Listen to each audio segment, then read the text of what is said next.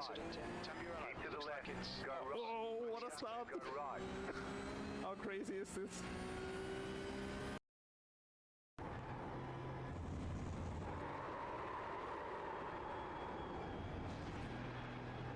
Saved it. Just my normal tire warming routine. Right now, next car. The lead is fitting now. The lead is fitting now.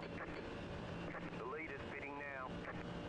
Let's see. The lead is fitting now. The lead is fitting now. Yeah, we heard. Car on the left. The lead is fitting now.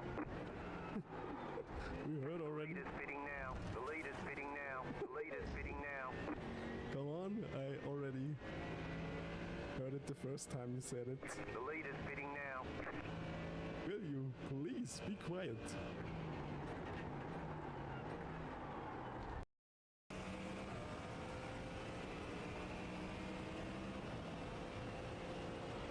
Okay, I'm on the outside. I don't want to be on the outside, to be Car fair. on your left. You've got a slow car on the right. Left side. There's an incident ahead. Keep to the right. Go left. Still there. Clear on the left. Car on your left. You're on the right. 3 wide. Still hold. Left side. 2 wide. Keep to the right. Clear. Ooh. There's an incident behind.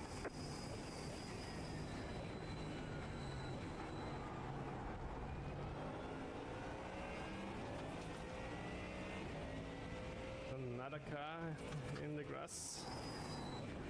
You got a slow car on the right. Slow car ahead. Left side. Wrong when I said I want to end this year 2025 with a bang. And here it is.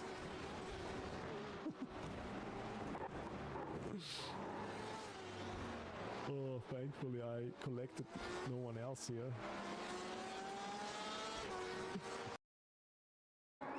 Attenzione. Oh, even lost the door. Other than that, I'm feeling okay.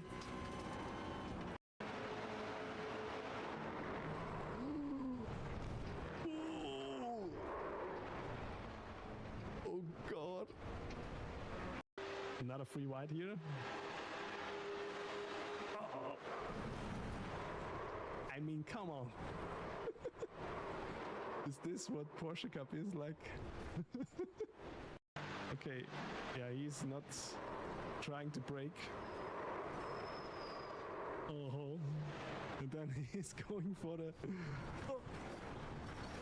360. Oh god. Oh, la, la, la, la. Oh my god, I witnessed a murder. Oh.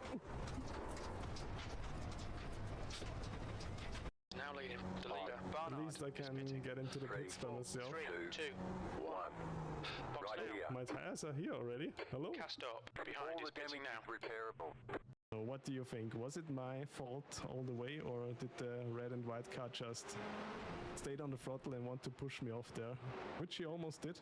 But then karma striked him. Oh no. To me. Left side. They say Clear you got left. the course. Car left. You'll have to slow down. Clear left. Okay, Pete. Still Run there. out of track limits. Oh my god, what is going on here?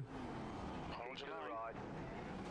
Holy moly, what is going on here? Right. Clear left. Still there. This is completely crazy. Clear left. 3 wide. Left Clear side. left. Clear. What? Go right. You've got wheel damage. Really? An incident ahead. You've got damage on the left side. Is this the way people race here? Right. Really? Ahead of us is Matty, car number 1, and their rating is 9.2. I don't think they know they can be reported for this as well. And even more freebies. What are you doing? Bro. What is this? Ah, come on. Ah, these people. The fastest car for me was the Mercedes. Again, I think also the last time I raced at Road America, I chose the Mercedes in the dry. In the wet, I ran the Ferrari. Yeah, second fastest car, interesting, was the Corvette. But the Corvette was scary at all times. Really tried to kill me a few times. Then the Ford Mustang, third fastest for me. I know that a lot of Ford Mustangs will be on the grid this week at Road America for sure. And yeah, the Aston Martin, fourth fastest. Close to the Ferrari. I think if I give the Aston Martin a few more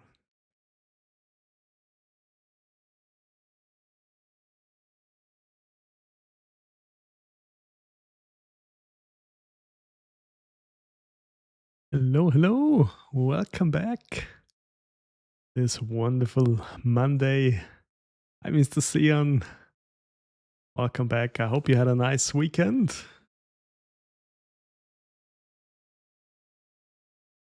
Cheers.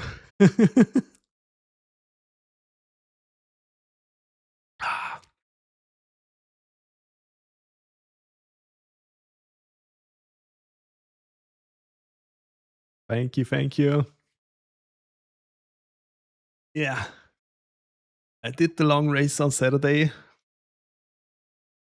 And I would say it went quite fine. E13 in the end for the first time. Daytona 500 for me. So 13th place. I'm quite okay with that. So I even gained iRacing. Yeah.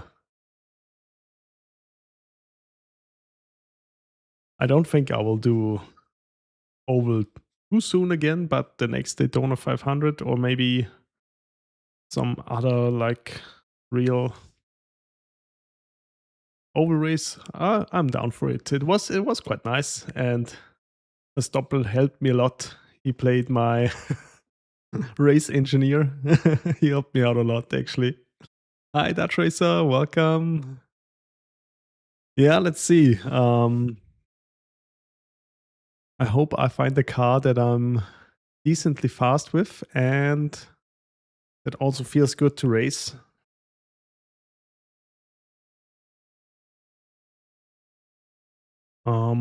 Yeah, which car should be first in the comparison? Let's check.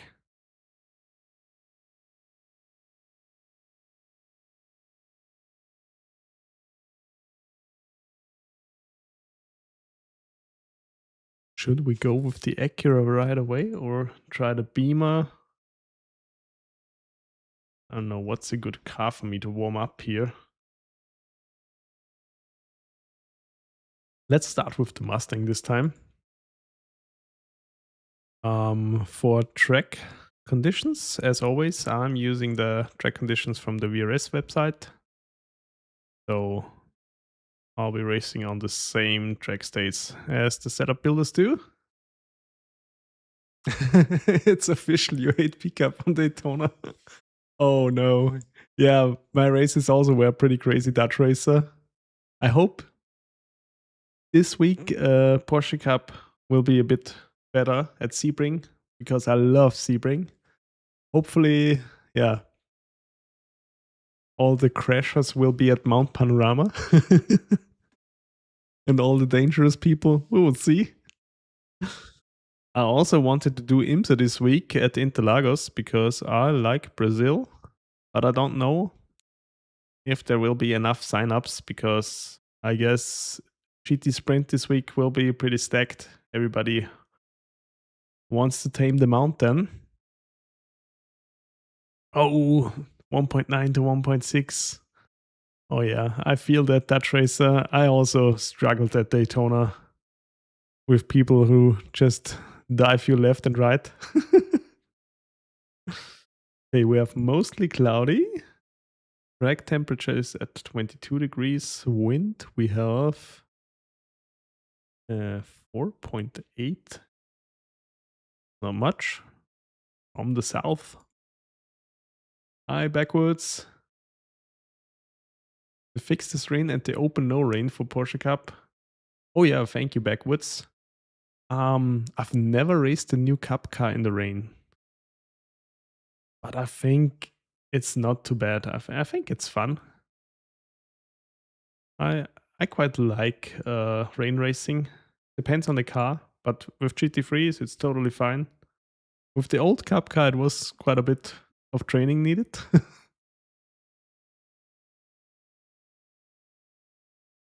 The pickup has no mirrors. Yeah, something like that. Something is off in Porsche Cup or different.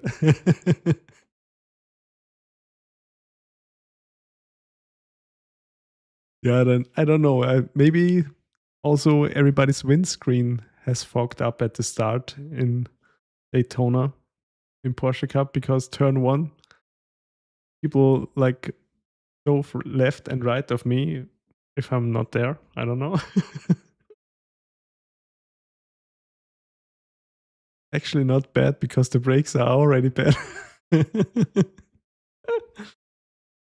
With the new Cup car, it should be easier in the rain. Let's see. We will find out this week.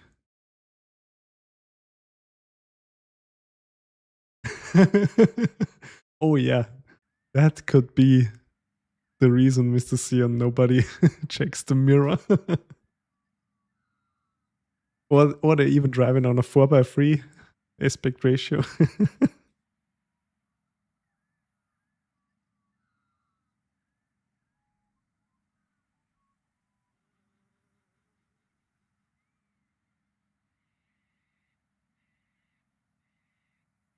Okay, as always, I'm using the race setup. I'm going with Go setups again. The track's so cool, 37 degrees. Can this be right? Let me check again. Maybe I did something wrong there.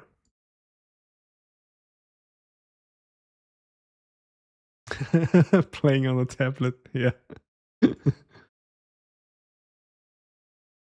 Static weather. Ah.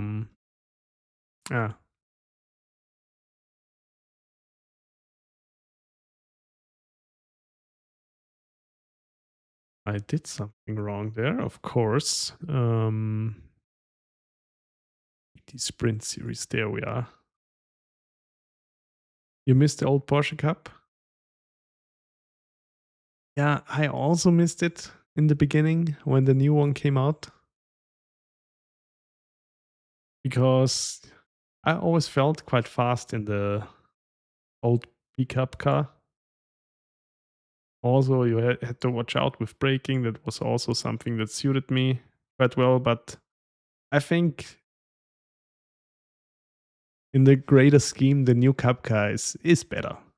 Except for the bumpiness.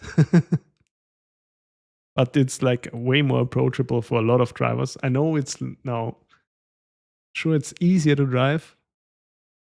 But also, like, was it really necessary for the old cup car that you like, when you locked up in turn one, your race was basically over? For a C-class race, to keep that in mind. So I think the evolution is good. I hope they patch the new car a little bit so it's not so bumpy anymore.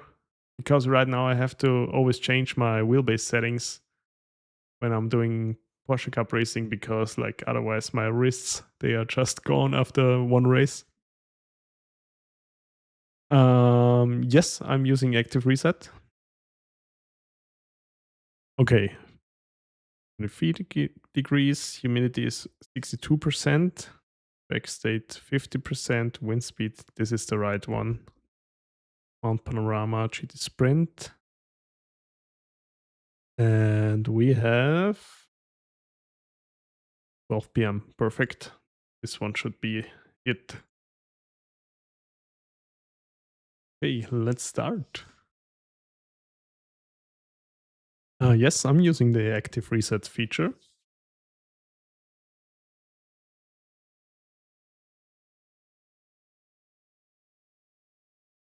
Oh, sure.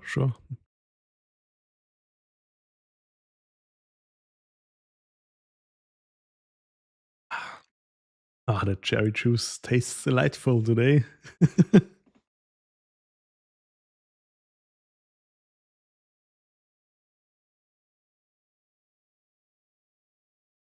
Okay.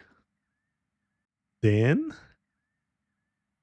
let's check out the keybinds. Go into settings. And we go into keybinds. Hi, Imi. Welcome in.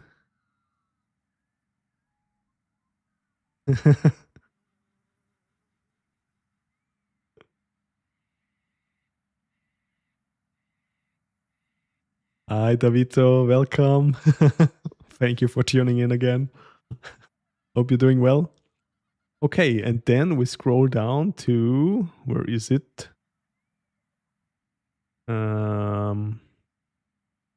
Advanced analysis. Yes. I put in new videos. So we go down to advanced analysis and then the active reset. And then I basically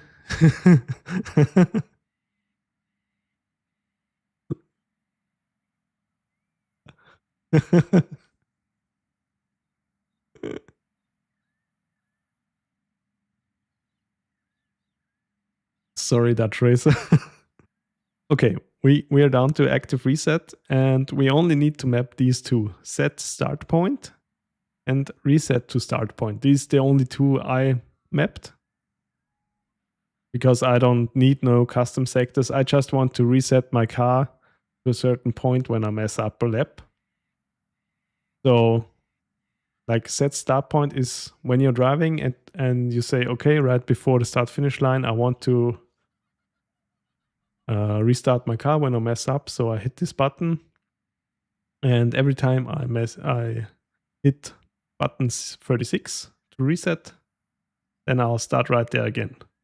But it's always better to like reset it or make the mark a bit before you want it to be, because the force feedback is slowly coming back when you reset. Track temp, I'm running the GT Sprint track temps or GT Sprint air temps or all the conditions, James, from the VRS site. So the VRS setup builders track conditions are my track conditions here.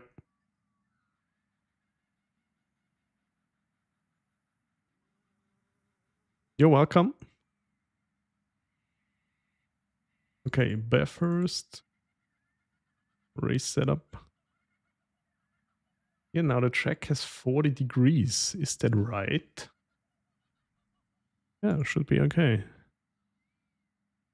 It's always good to check more cars than one, because like the track conditions can vary between setup shops.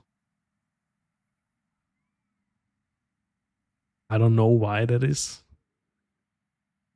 GT Sprint. But I guess also because in the race the track state is varying a bit. Yeah. That's about right. This 30 degrees track temp. 203 with a potential of a 216. Oh, that sounds good. Yeah, I guess the GT Sprint races will be quite a lot hotter. I now have 40 degrees of track temp. Okay, let's go.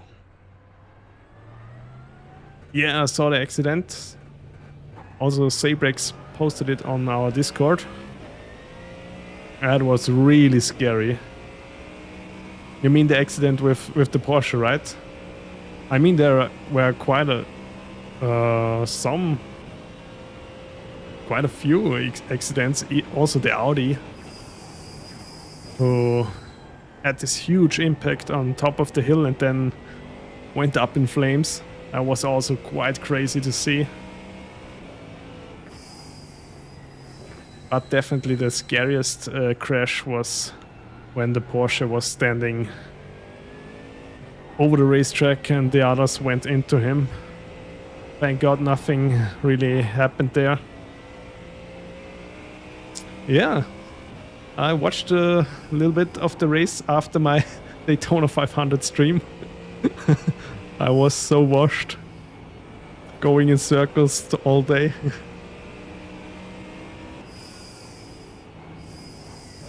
Yeah, totally Dutch racer. But also,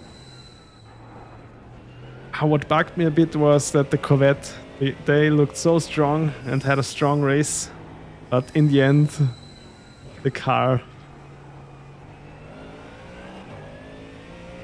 I think the car had a malfunction or something.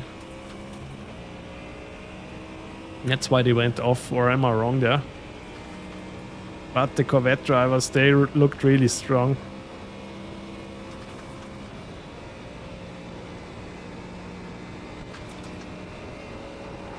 Ooh, okay. The esports race setup is a bit light on the rear. Well, let's see.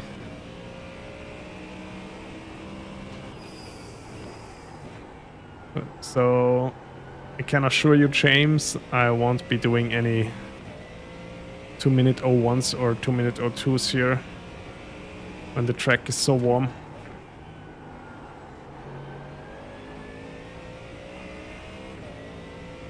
Yeah, maybe they were like...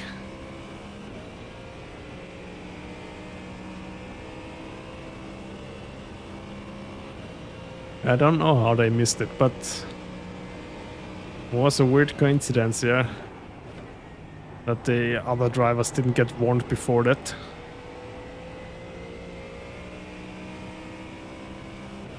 Should be pretty mild in the special event.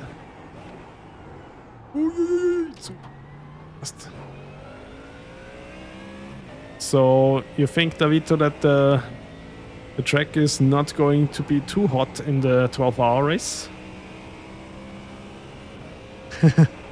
Indy, hello, welcome.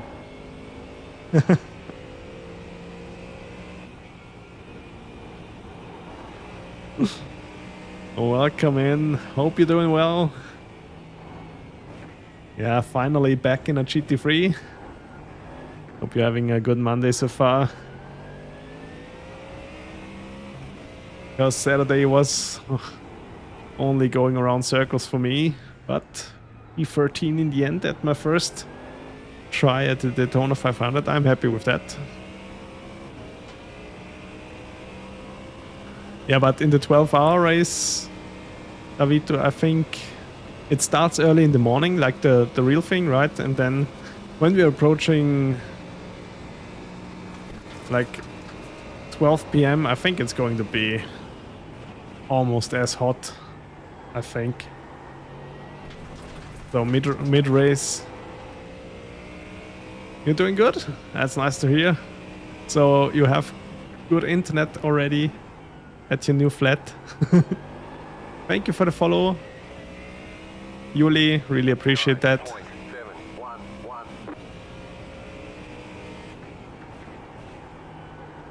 Oh, I feel like I have to brake a bit earlier with the Mustang.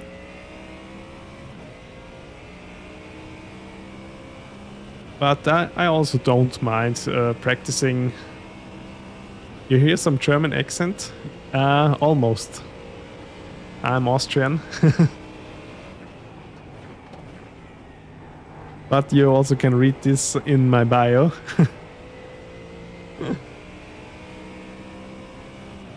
But yeah, German language almost the same in Austria and Germany. Not on.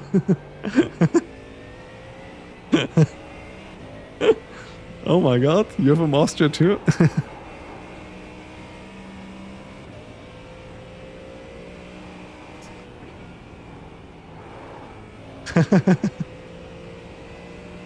Hopefully not 50 degrees. Oh yeah, 50. Then it's quite slidey already. Now for me, I always don't mind when my practice sessions are a bit warmer than it will be in the race then. I'll be back.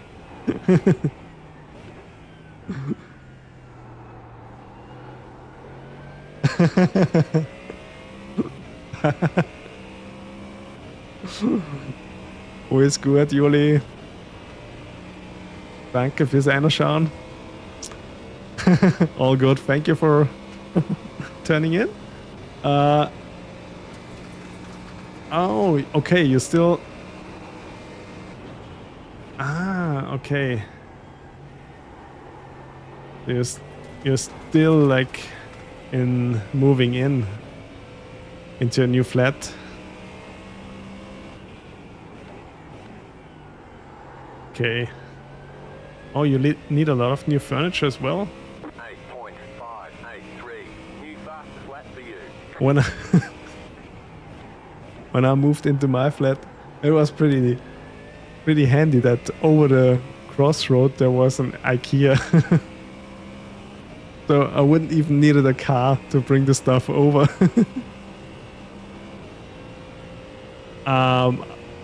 I just stream in English because I prefer it. I want to get better at speaking English because also at work we usually speak English. And also my German is definitely not better than my English. When I speak German, it's really Austrian slang, and not all Germans understand this, so I opted for English.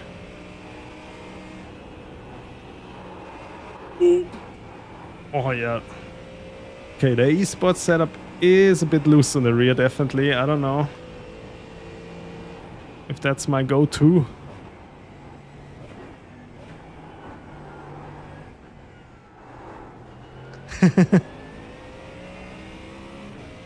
Ah, that's alright. You always can chat in German.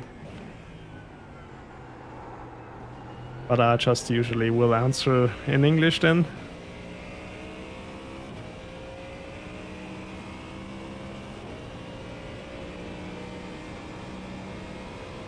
And yeah, I think it, like, just talking English, you know, it helps you a lot, like, with pronunciation and training those muscles.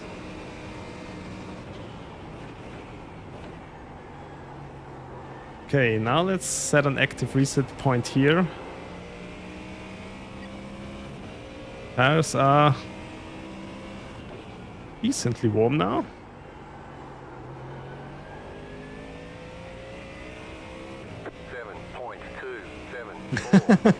The Mustang and the Ford feel like an oil tanker. Oh, they always feel like this. Big, heavy.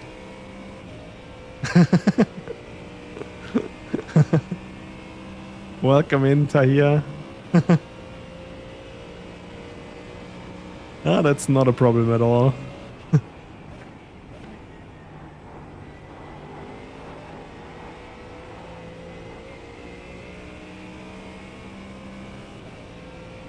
Yeah, I think the last time we raced here, was it 1 or 2 seasons ago, I also used the Porsche and the McLaren.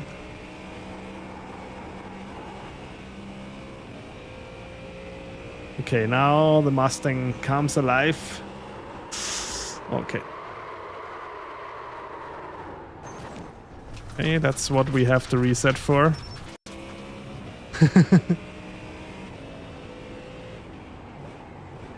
Oh. Let's do this again. It's alright, Yuli. German and English is fine.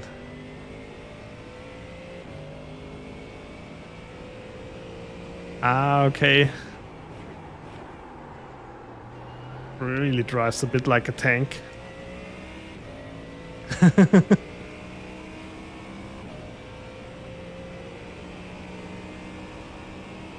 Ah, you have to set it up still. Yeah, that always takes time. I'm from Upper Austria. Close to the border of Styria.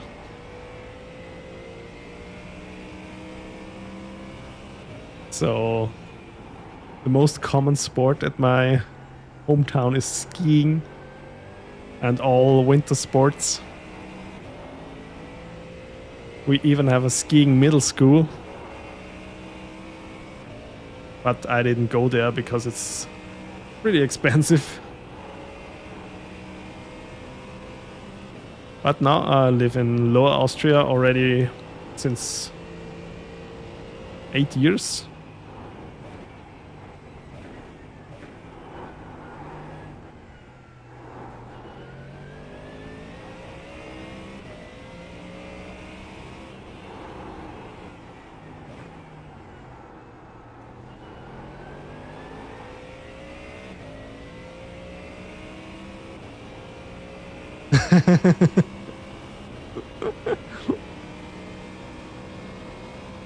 Ah, nice.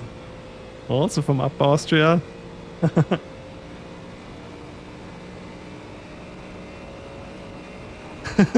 Exactly, indeed, exactly.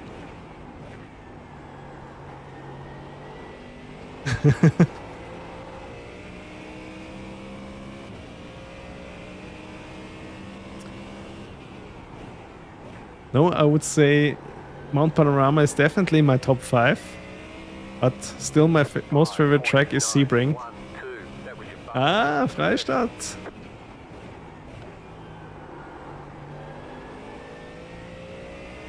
Ah, interesting. Yeah, I have friends in Ried.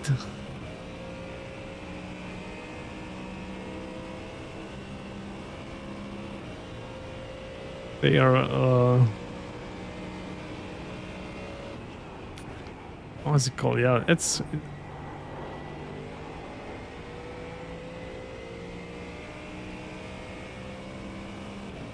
yeah, they're in Ried, but Freistadt is even more to the north, right?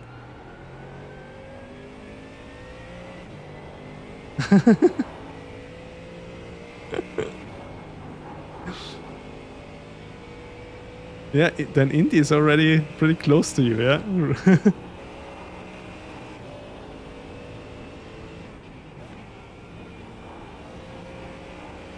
Ahoy?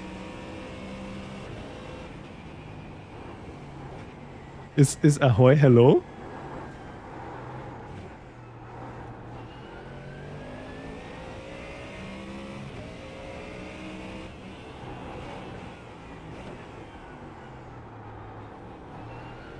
Okay, I'll set an active reset point here. Maybe the Mustang wasn't the best car to warm up. But let's see, it's fun to drive. Bad words. Please don't post them here.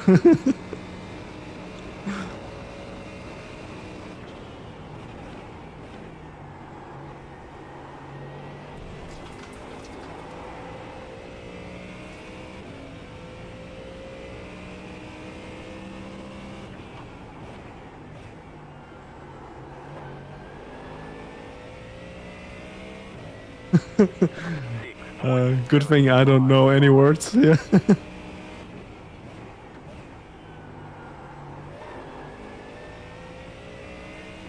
Okay, 2:06. My optimum lap time would be a 2:04.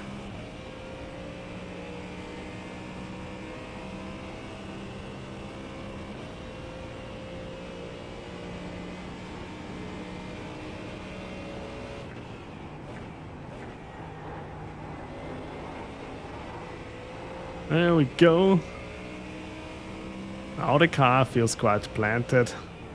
Just the first few laps. Also increase the traction control.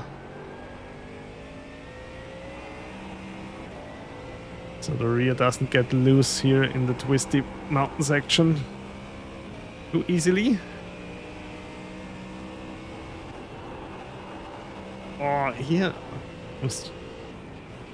I still fear it too much to stay on the throttle, but I have to.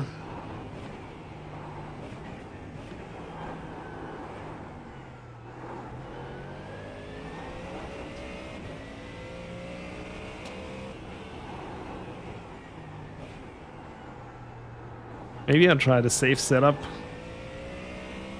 I mean, after all, it should be still drivable for me.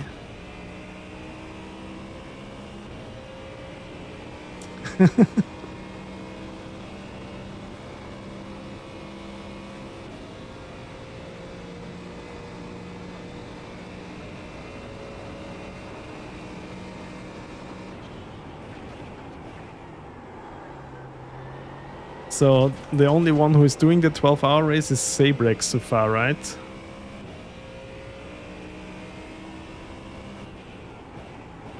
Or does any one of you also doing the 12 hours of bare first? 4.6. 4.6. New fastest lap for you. And I'm just trying to stay on the throttle in the mountain section. You uninstalled iRacing? Why? Because of the new Cup car? Oh, okay. Kreuzband. I think that's ACL or something. ACL in the knee. Oh, that's bad. How did you do that? Skiing or football? And I cannot stay on the throttle here. Oh. Okay, let's try the safe setup. Skiing. Oh no. Classic.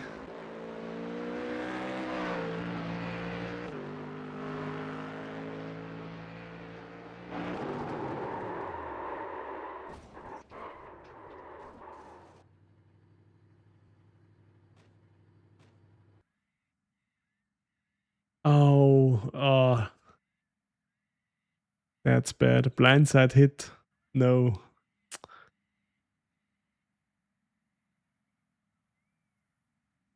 Okay, let's try the safe setup. Oh boy. Oh, and it's really you couldn't do anything when they're just like driving into you. Oh no.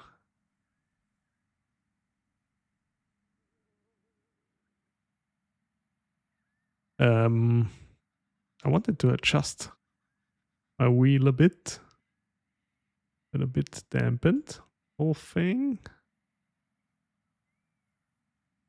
There we go. Okay, let's try the safe setup. Oh god.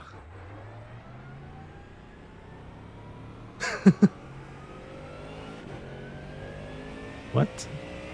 31 to your Rocket League debut?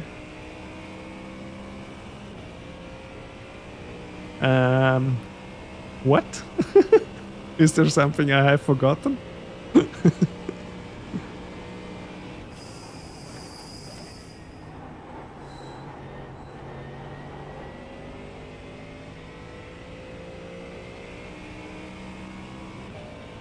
31 streams or what? Oh, do you have damage? That looks fine. No Okay. damage to report. What is 30? Tomorrow you'll try iRacing on a controller. Some people do that.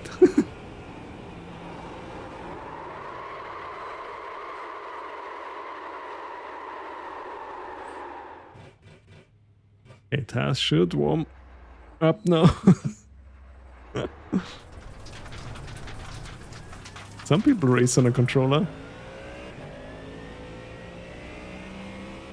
Oh god.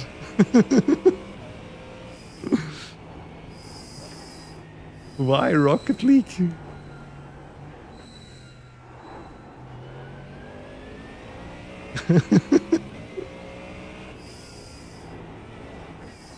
Yes. Does Rocket League have good force feedback? Then it's fine.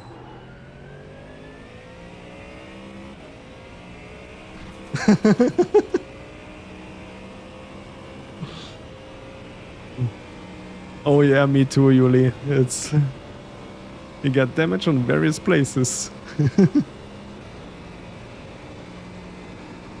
Great collision physics, no netcode. Okay.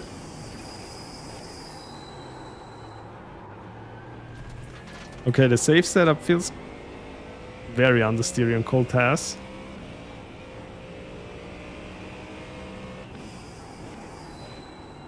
That should be alright.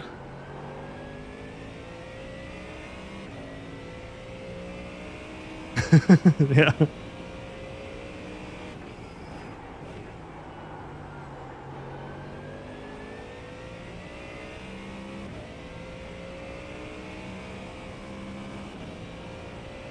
See how close we can get the Mustang to our target time.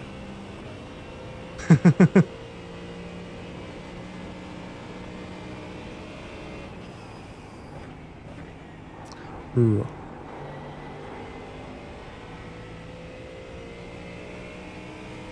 Thank you for the follow, Akaro. Really appreciate that.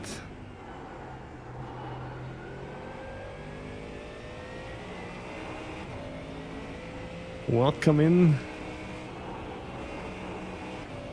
to how not to drive Mount Panorama. Oh yeah. Maybe I can tame the safe setup, but the esports one is definitely a bit too scary.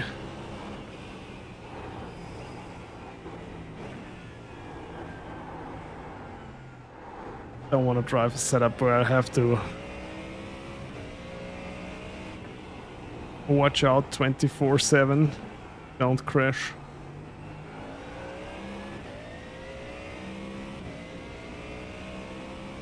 Okay, let's set an active reset point here. I also hope that some people still will race IMSA this week.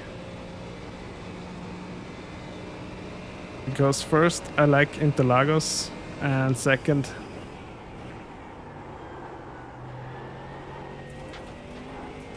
then I would be already finished with my participation in IMSA.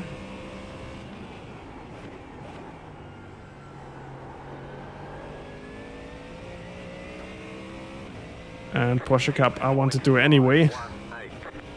But Thursday and Friday will be my Porsche Cup days.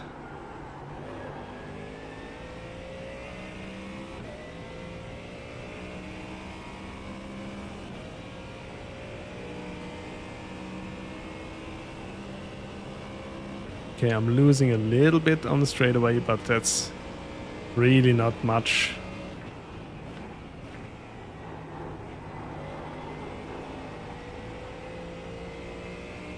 Maybe turn down the traction control a bit.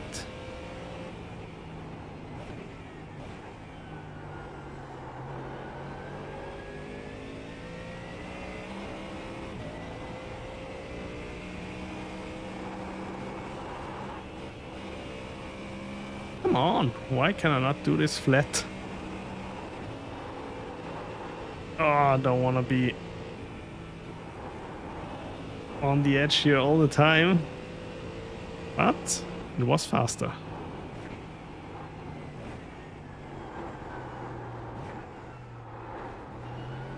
My iRating at the moment is 4.2K.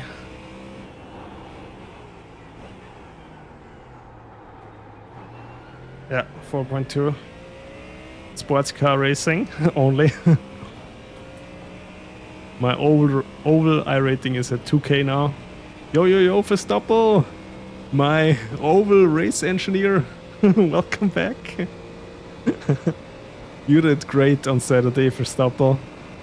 P13 in my first Daytona 500.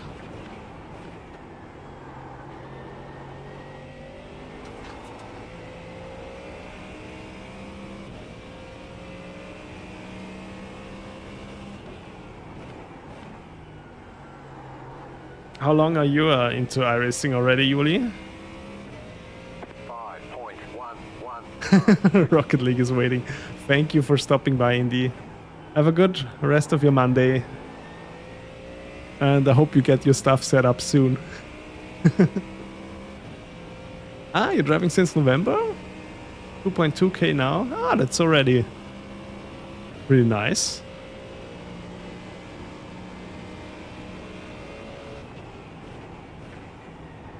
And really not really quite a lot of iRating for this short amount of time, so congrats, not bad.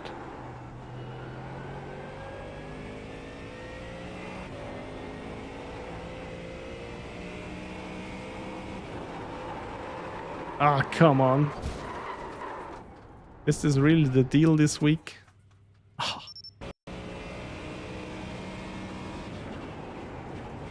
Why does this setup has 103 liters? 2.6. Oh, that's nice. You drove ECC before? I never really liked ECC. Sorry. Is it the cars just felt not right for me. I was always preferring iRacing, even though some people say no, the force feedback isn't good. But to be honest, I've tried pretty much any sim out there. I like Assetto Corsa, the OG one, for road cars, but for driving race cars, in my opinion, iRacing does it the best.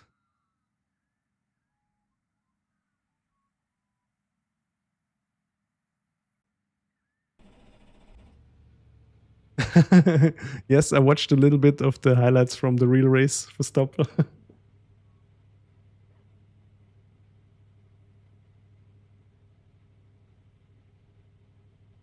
But yeah, in iRacing, you know, your lap time always really depends on the track state, track conditions.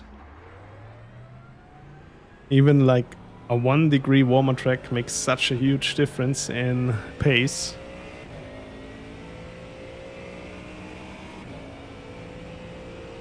Ah, okay. Yeah, nice. I really want to go back to Gran Turismo at some point. Started with Gran Turismo 5. Nice. I started with Gran Turismo 2. Yeah, me too, for Stoppel.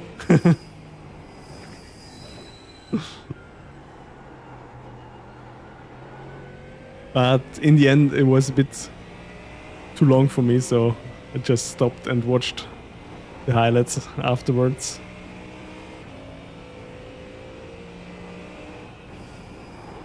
It was interesting that like on these websites the quality was even better than the one on YouTube. iRacing is crazy? No. How do you mean crazy?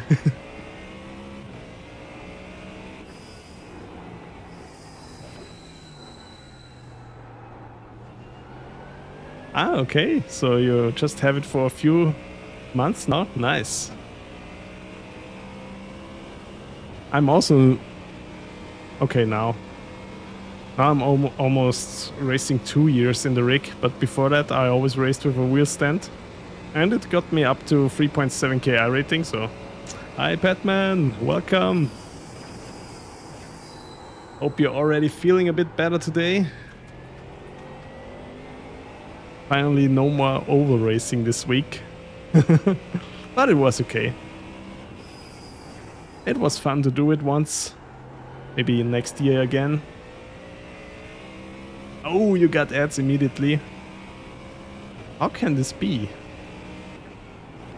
I turned off pre-roll ads.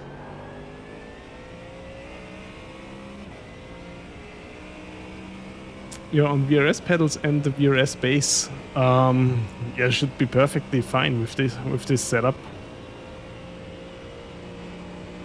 So there's no excuse in setup anymore for you, Yuli. 2 years ago I still was rocking a Fanatec belt-driven wheelbase and the Fanatec pedals, so I always could find some excuses in my gear. But now that ship also has sailed for me.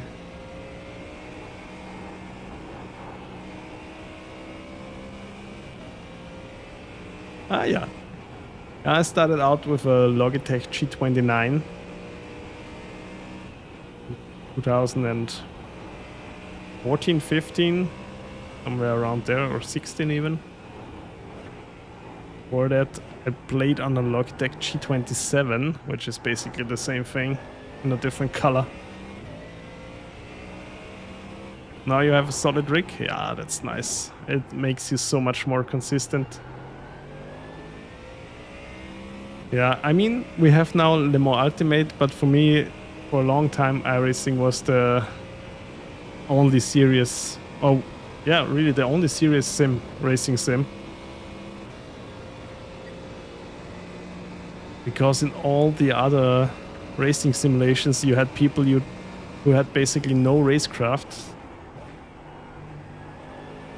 And yeah, that's just annoying. You're trying to get some immersion at your rig. What do you want to upgrade, Patman?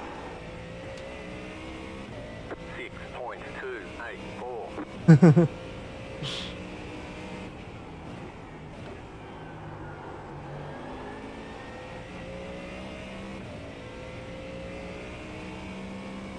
Ah, okay.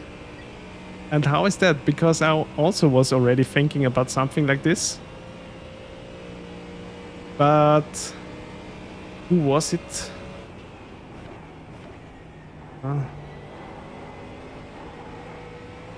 We have some on our Discord. We have some posts about the DIY butt kicker thing with Dayton audio speakers and amplifiers. And he said it's basically the same thing, just for less than half the price. Ah, okay. And what do you think about the haptic reactors on the pedals?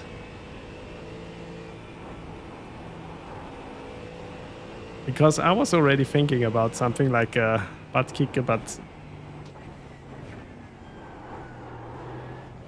new, they are pretty expensive, and I think... Can I get them to work at the moment? Okay.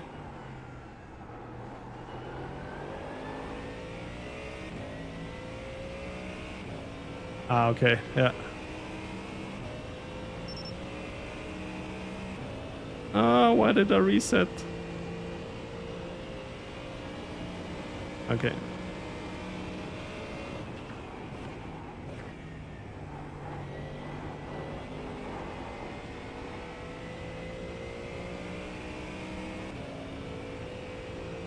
There are much Austrian sim racers. What should I ask them?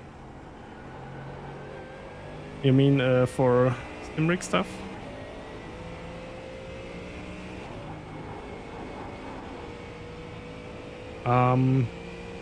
It's in Twitch, in the Twitch bio somewhere. There's a link, invitation link.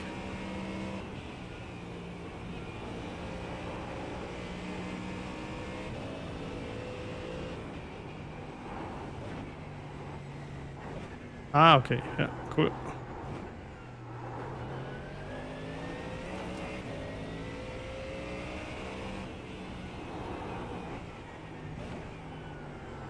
Yeah. I think butt kicker would be the first thing for me as well. Some sort of haptics. I don't know if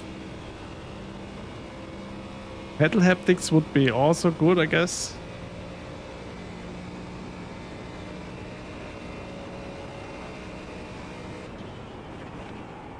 I guess it doesn't matter which version you have. It's like the mechanical part of it is just the basic weight that is vibrating, right?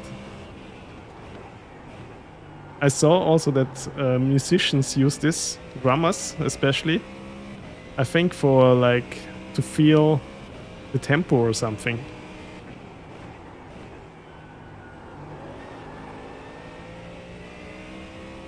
Or maybe to feel their own bass drum, I don't know.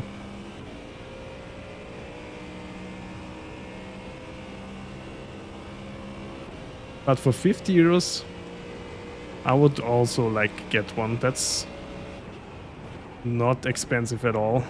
But the new one, they are like over 300 euros, and that's just way too expensive for basic butt kicker.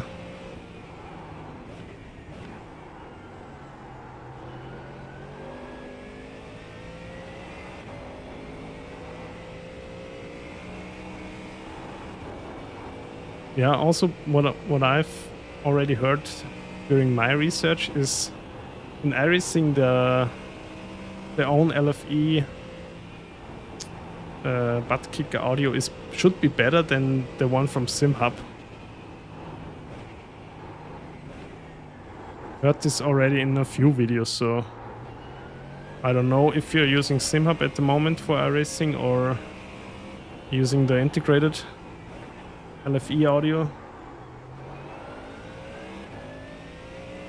Ah, okay. I don't know. I think I watched 5 videos about this topic, and on 3 they mentioned that the iRacing effects are a bit better than the ones you get from SimHub.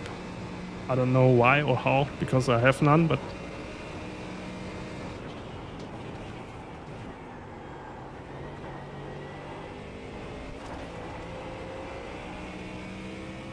okay, let's turn down the brake bias a bit.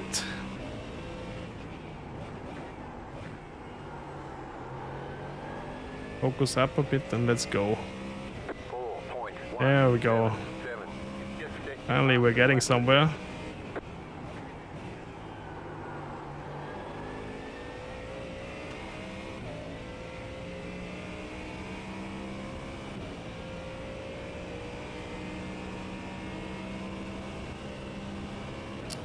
Yeah, I get that, Petman. I think there are a lot of ways to set it up, and not everybody likes it the same. Same with force feedback. It's like most people have seem to have a common taste in force feedback, which is totally not my taste.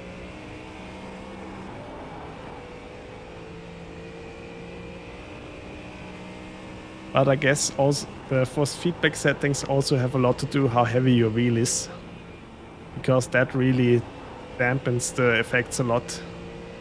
And my wheel is quite light, I would say.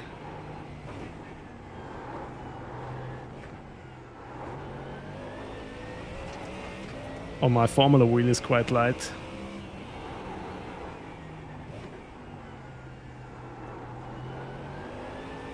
Okay, now we're getting somewhere. I actually can handle the safe setup, that's good. Is that another active reset point?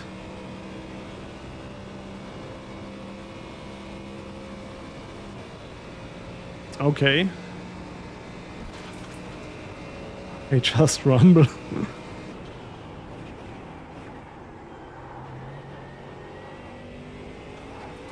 I mean, when I had my old Fanatec Club Sport V3 pedals, they also had small rumble motors in them. But the rumble effect was too weak to notice it really. 3.513. Okay, now we're getting somewhere.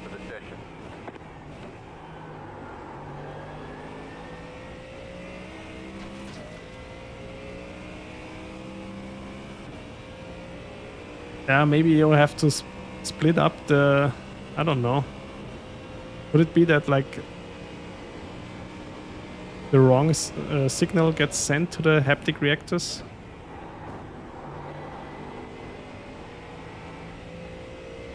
Oh, now I felt slow out of this corner. Has to be something like this, right?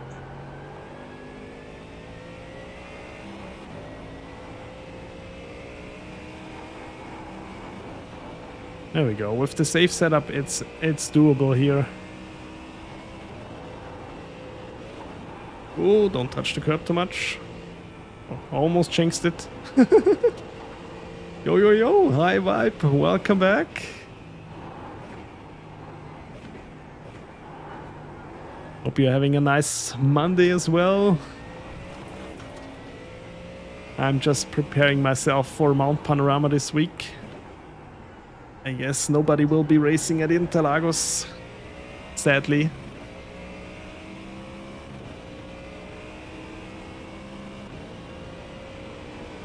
Ah, okay.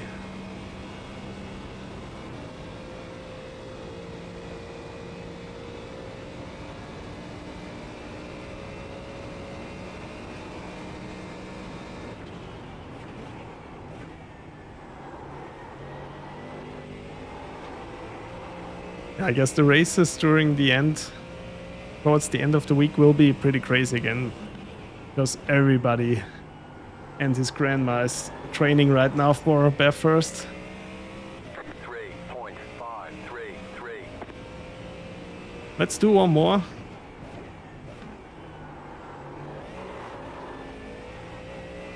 Let's reset. Let's try one more lap.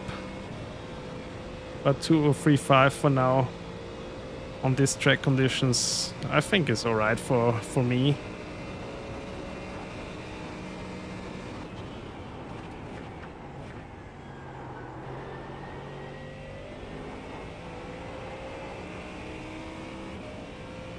Maybe a 2:03 flat is something that's possible. Let's see.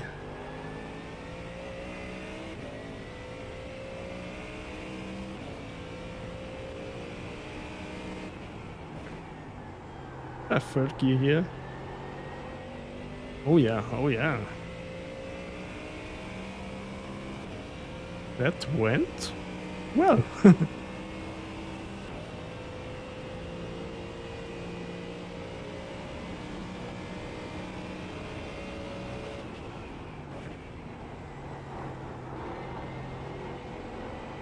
Oh, it feels like you're in a truck, but it works. Leave it in such a high gear. Okay. Mess that up a bit.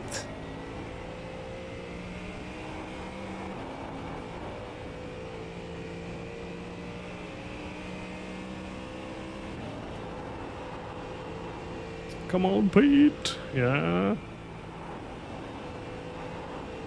That's alright, it's alright. So far, Ford is quite stable in the safe setup. Esport setup is a bit tricky to handle for me for a whole race. Ah, there we got the understeer. But let's say a 2:03.5 is already alright. No damage. Car looks clean. Oh, the Mustang is sturdy. I think we'll go on to the next car. Oh, yeah, overbraked.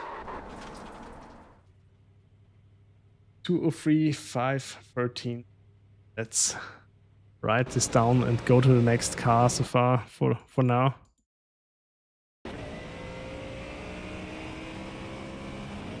Oh yeah, here we go.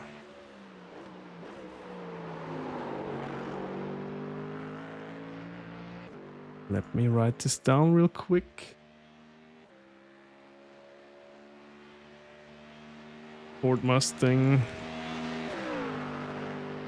3.513. Handling was quite nice. I give it a 4 out of 5 stars. It was a bit understeery. Stability was quite stable actually. 4 out of 5. But it was on the safe setup. Safe setup. Okay, let's go on with the next car.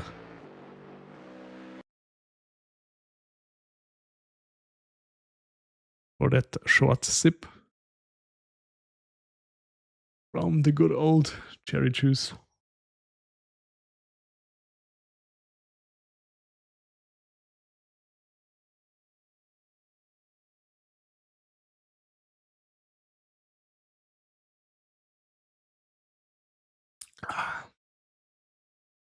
Okay, what should we do next?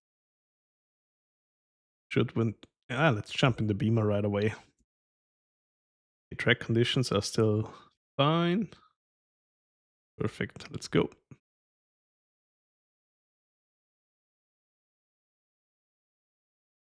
Let's also...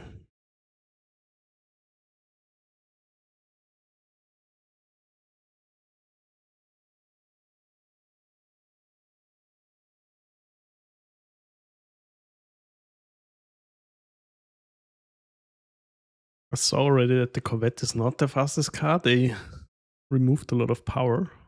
Porsche should be good, hopefully.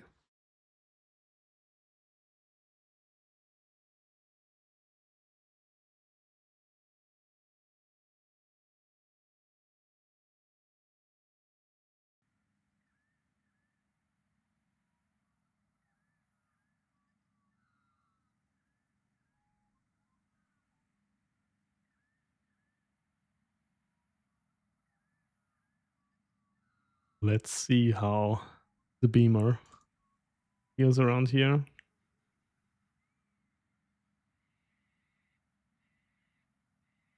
Hi Zebrax, welcome. Welcome back. Hope you had a nice weekend.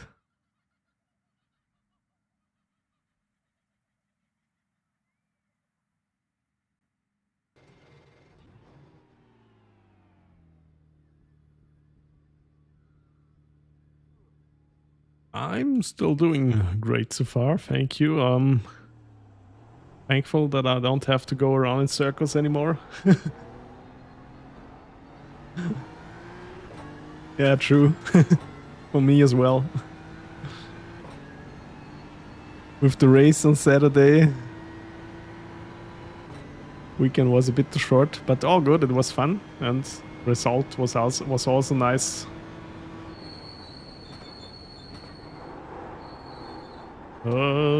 Don't feel the front end in this car.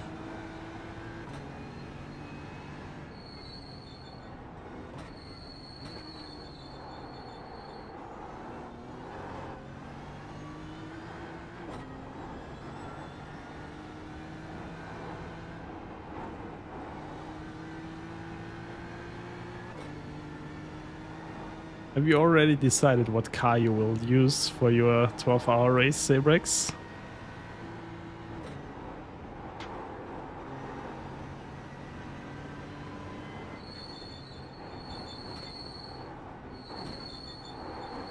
Oh, the Beamer. It feels weird.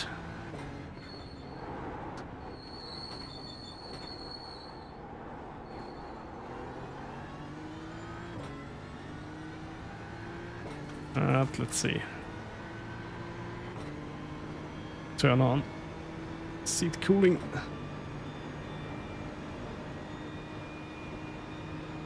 Yeah, I hope the races will be okay around here, I don't know.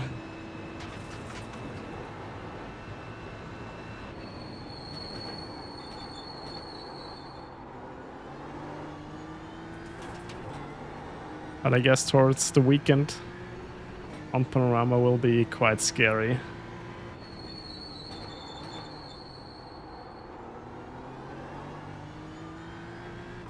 Everybody will be using the sprint races as practice for the endurance race.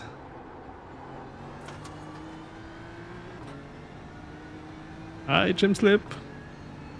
Oh, the Audi is good around this track. Hope you're doing well, Jim Slip. Yeah, I don't have the Audi.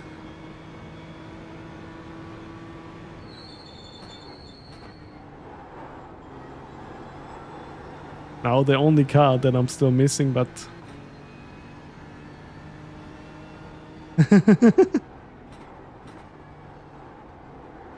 Yeah, as already said, I have the old Audi. I raced it a lot back then.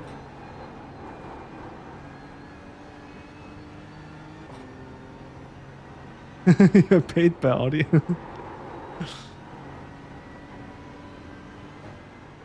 Also the esports setup for the Beamer feels a bit loose. Tires need still a bit warming up. Maybe then it's easier.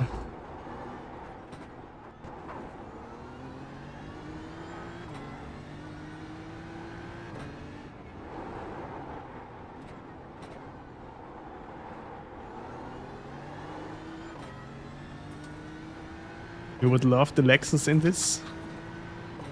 No kangaroos today? No? They are just jumping around elsewhere today. But I saw it during the real life race. That they were taking a stroll on the track. In front of the cars. Classic Australia moment. It feels awful around here? Okay. What setups do you run, Vibe? Don't tell him. 5.537.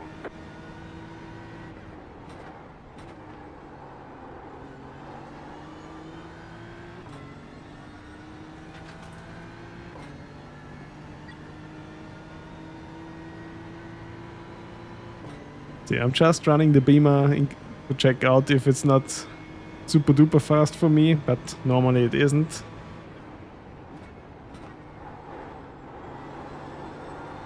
It feels not so super duper for me. Ah, okay.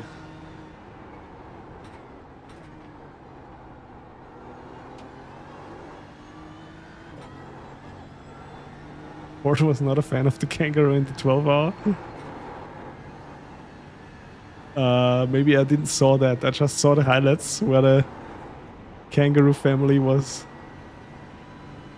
like hopping in front of the whole field.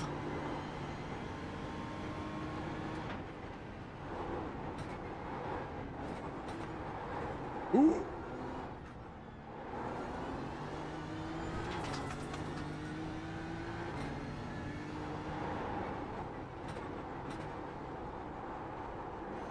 Now the understeer is here already. Perfect. Oh, okay. Ended the Kangaroo and this race. Oh no. Oh, that's why the Ford was always in last or second to last. I was already wondering the Ford because there was no Ford GT3 and the KTM car. I also don't know what happened to this. But yeah, true. Ah, now I know. Thank you.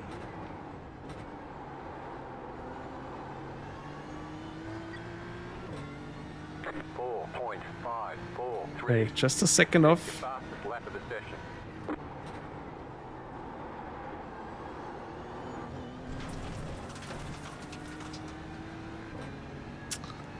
Let's bring the brake bias to the rear.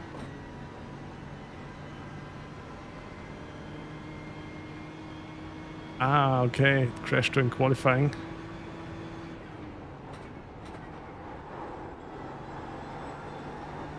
Yeah, I guess. Spare parts are not really available for this car when you're in the southern hemisphere. We need a spare axle. Yeah, what car brand do you have? It's a KTM. What? They only make motorcycles. No, it's a car.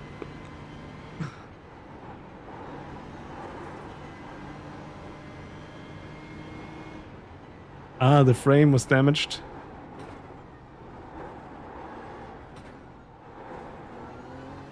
Okay, yeah. When you're not having a spare carbon. I don't know if the frame is also out of carbon.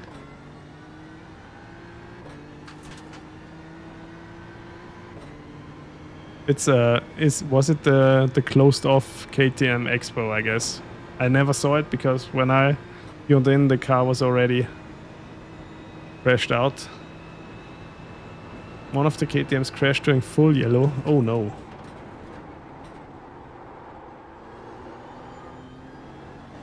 Hi Gabriel, welcome back. I'm back in a GT3.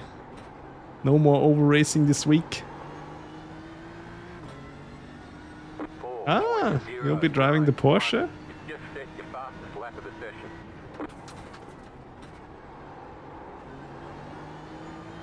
Interesting. Right after the Kangaroo hit the Stang. Ah, okay. Yeah, I watched like the Corvette doing its thing and started really rooting for them because they had great pace. So sad they crashed out at the end.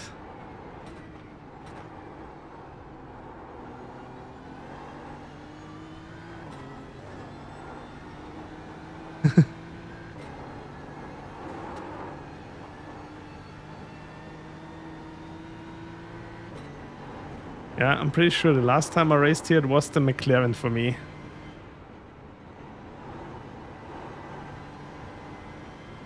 That I raced here.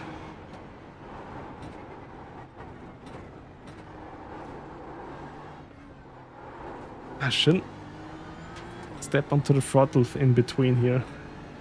Don't think it does me any good.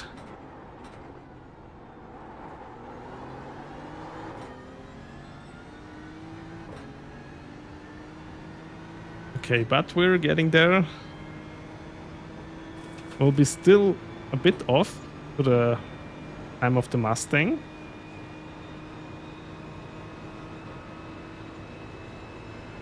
But for the Beamer, not that bad. Usually I'm not so fast in this car.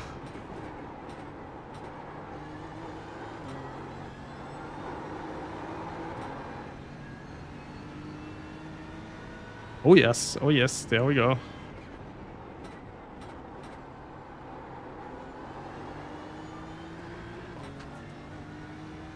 237. I'll give it one more lap. And I messed up. That still counts.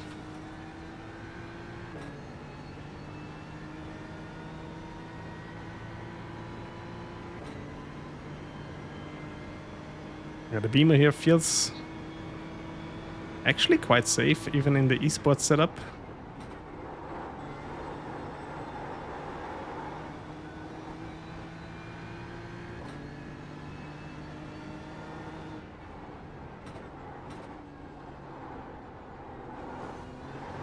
Oh, slight touch, and the lap time is gone.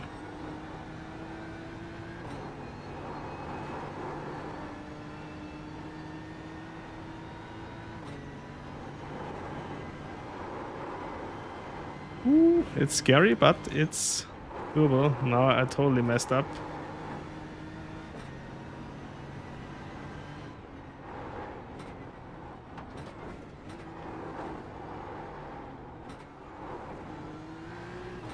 Track temp here is 40 degrees. It should be about the same that we will have in the sprint races. I use the track conditions as always from the VRS website.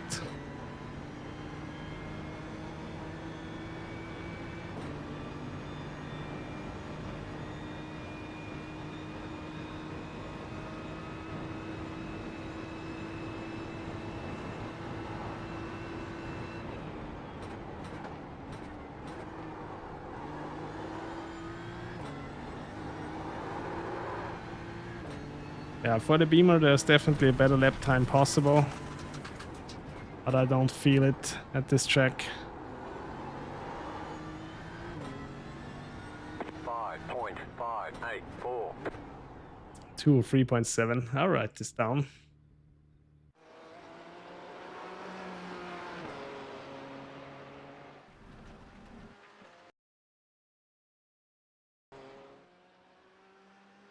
Um, 203.769.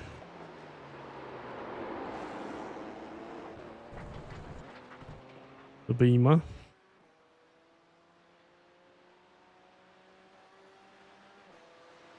Handling was okay. Was very stable.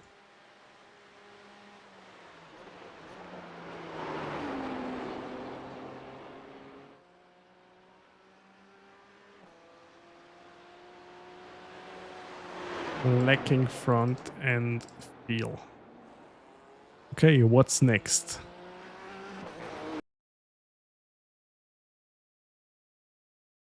Should we go for the Porsche right away?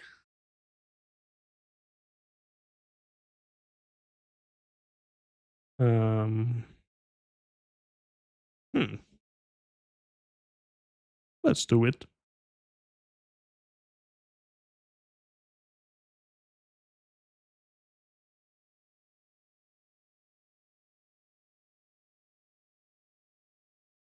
I know in the past the Porsche was also quite scary in the mountain section. But I guess since they patched the car, it should be quite a bit easier now.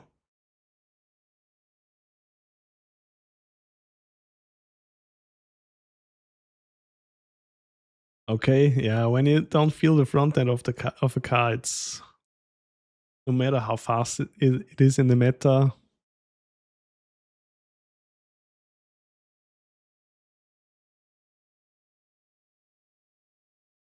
I also don't like that.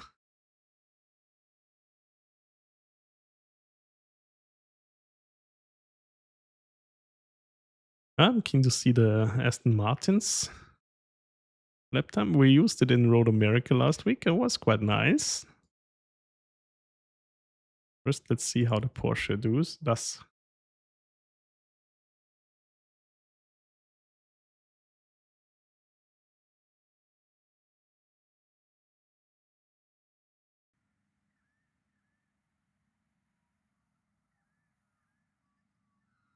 Let's try also the esports setup here. Should be fine.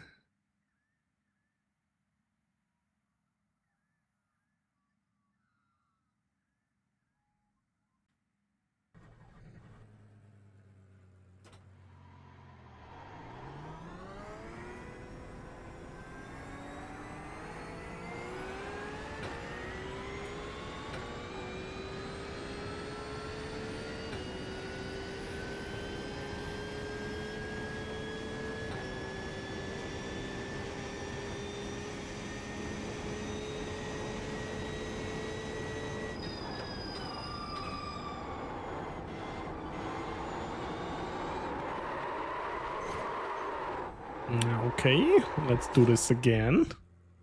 Too harsh. Too harsh again, Pete.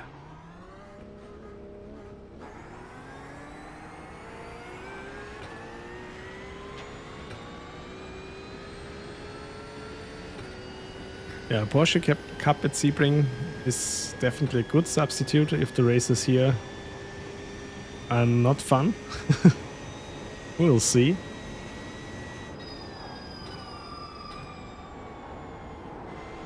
And maybe also some people will still race IMSA in Brazil.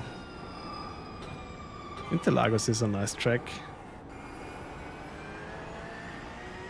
But I guess the majority of people will be here at the mountain.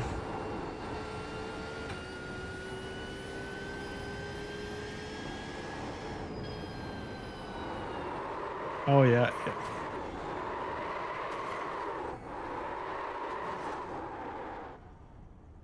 Oh, that's not fun. Lift off oversteer in this set.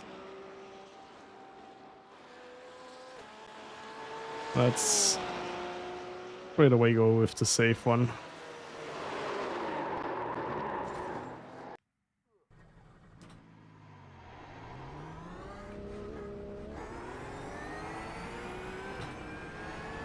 There we go.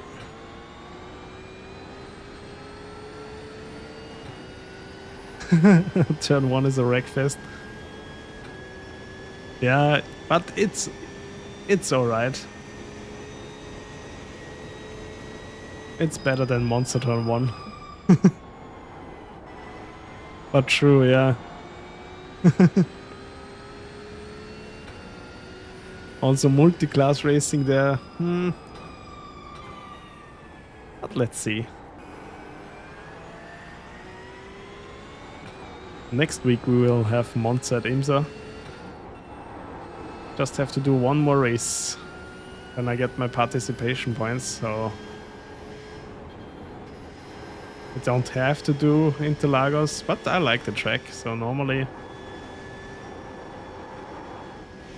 Okay, the safe setup feels alright already, even with cold tires.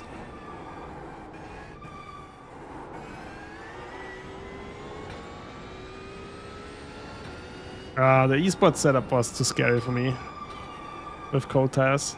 Maybe it's fine when they have warmed up, but I don't want to do that.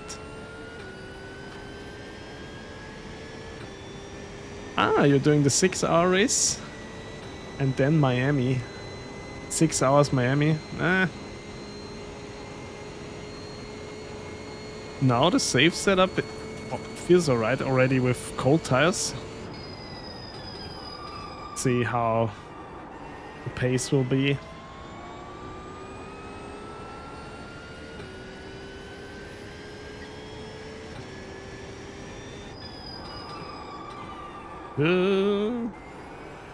Understeer.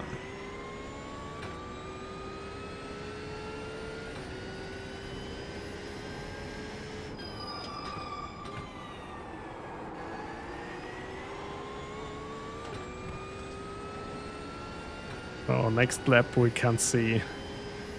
We can have already a comparable lap time. Hi, JDM Johnson.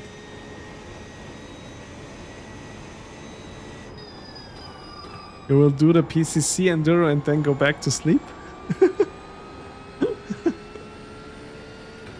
Oh, no Mount Panorama for you this week. I would have needed you for the Daytona 500, but you didn't want to do it a third time.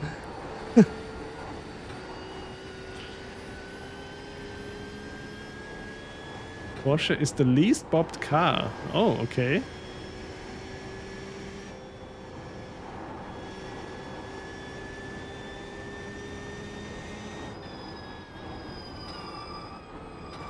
Maybe it's a good choice then. Since they updated the aero of this car, it's also not so tricky anymore on some tracks.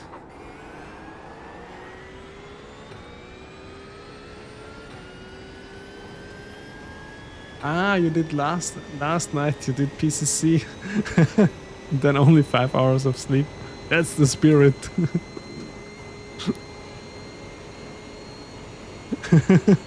God. No, I guess not. I don't think so. I mean, Simrig is doing it.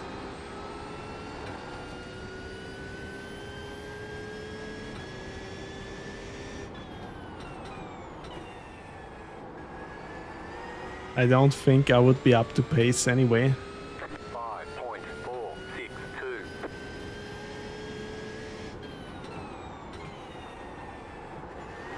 People are already training for this 2 weeks ahead of time, so. Ah, you hate Summit Point. Okay. I think it's okay. There are definitely worse tracks.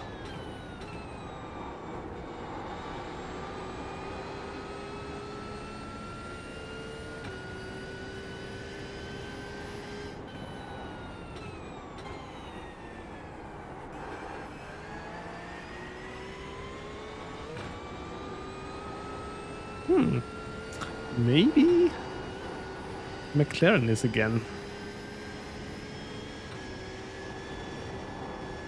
the nicest car for me. I would love to race the McLaren again.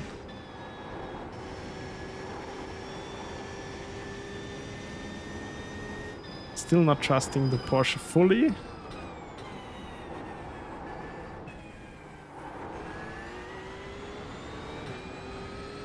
But it's pretty stable.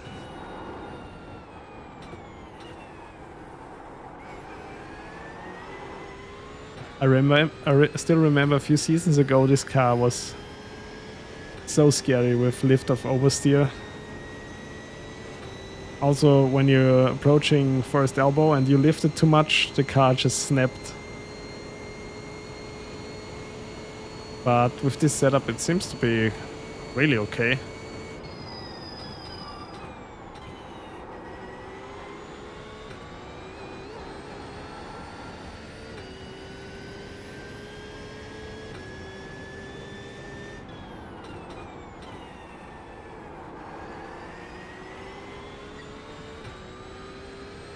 Okay, third lap, fourth lap. Oh yeah.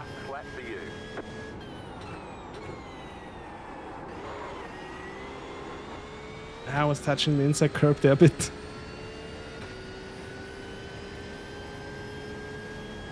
Okay, but now already 203. Or maybe Porsche will be not bad in the end.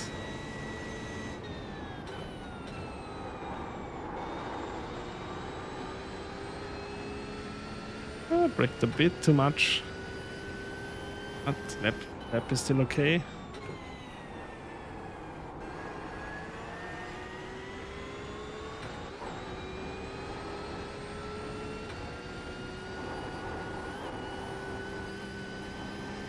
Exactly, vibe. It's exactly what I'm always preaching.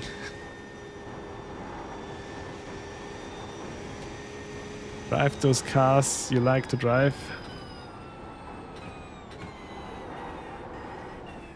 It's just more appealing to people like to be fast than driving a fun car to drive. I understand it. But most of the time it's really just a small change in your driving style to get going with another car. For instance, with me and the BMW, it's not a love story. But I'm sure if I adjust my driving style a bit, I will be as fast or as slow as with any other car.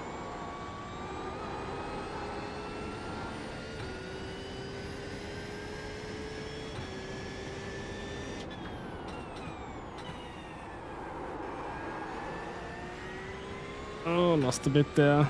3.5. Oh yeah. 2. That was your fastest lap of the session.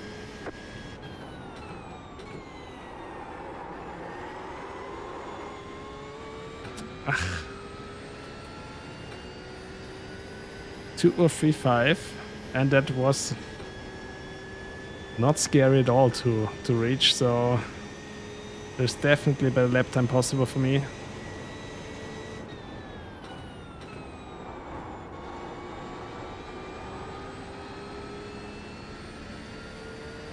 Yeah, I also have still the same problem in the Aston and in the Ford Mustang as well. But since I raced the Aston last week, I really think I understood it quite a bit better now. Or I can learn to understand it better. What helped me really with the Aston is to drive it even smoother than all the other GT3 cars.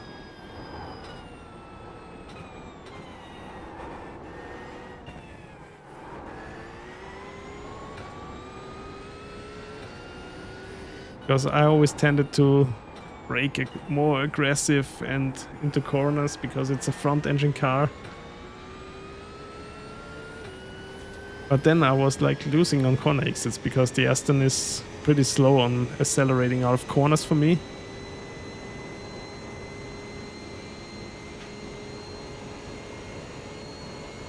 But yeah, try to keep in mind that like corner speed is the most important thing,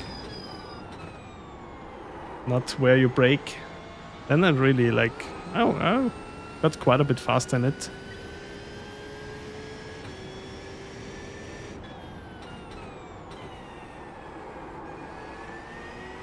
Okay, let's give the Porsche another lap. 4.585. Yeah, me too, JDM Johnson. As already said, people are already practicing for weeks here. So I don't think I can snatch a win. But yeah, I just practice here because I think I have to do some races.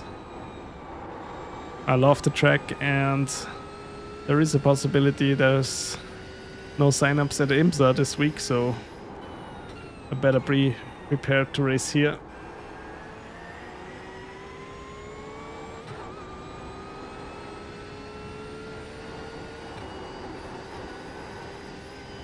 Hi Oscar, welcome.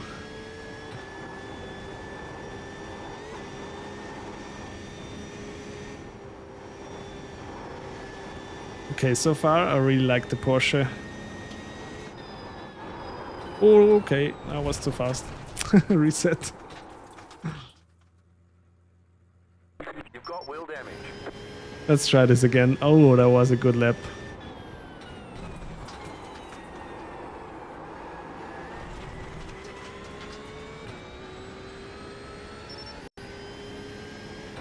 Try this again.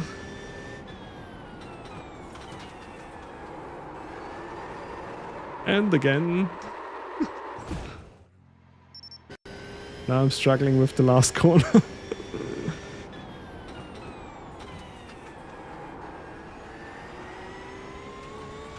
There we go, that was alright. Totally jinxed it there.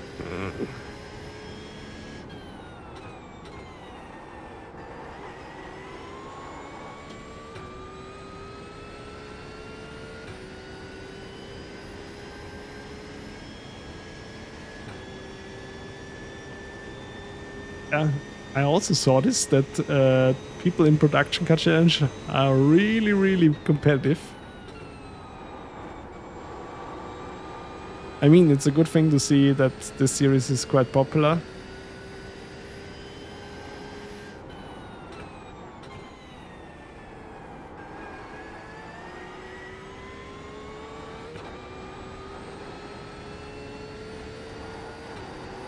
A 2-minute flat. That's good. Yeah, but when the track is cool. Oh, so scary when it's starting to slide to there, but you need to stay on the throttle.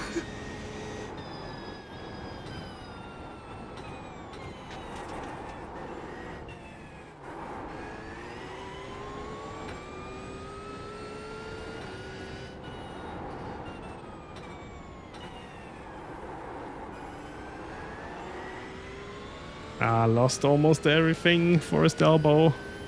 Oh, paid.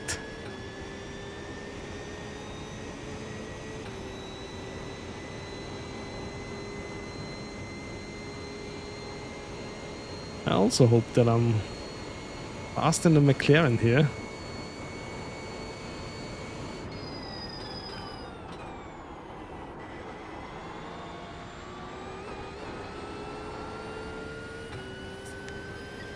Let's try it again. Come on.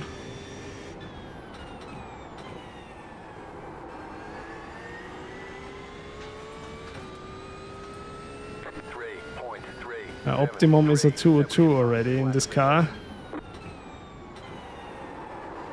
Oh yeah, too much.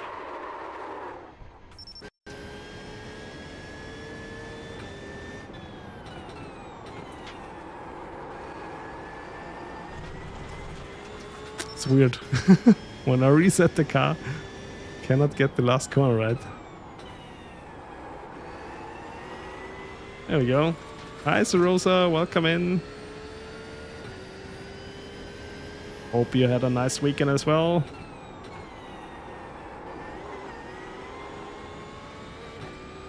That was an okay-ish exit.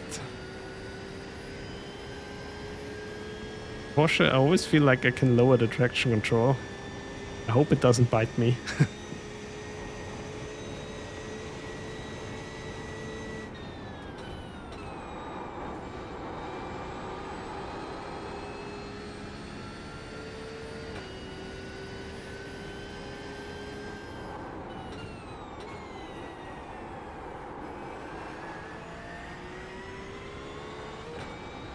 I was going a bit too fast.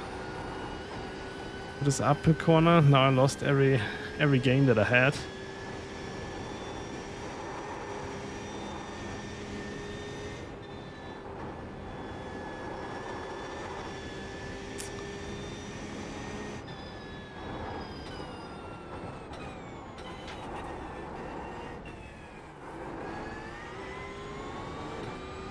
There we go.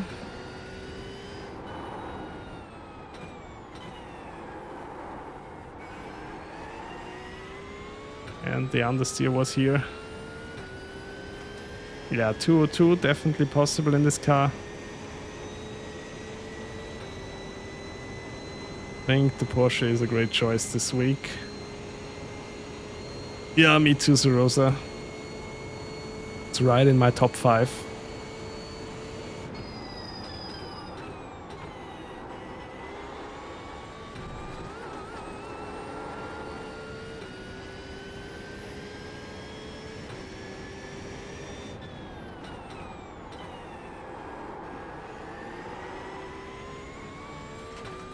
A little bit faster. The Merc is the fastest car for you now?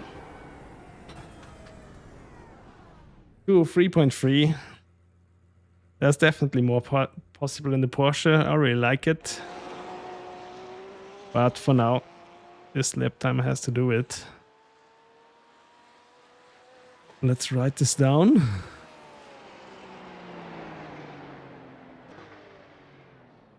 Oh, 3.320. Handling, it was a bit understeer, but very, very stable.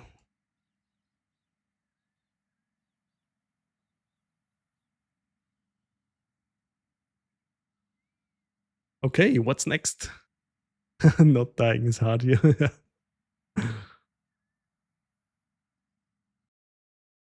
We go over to the Merc already.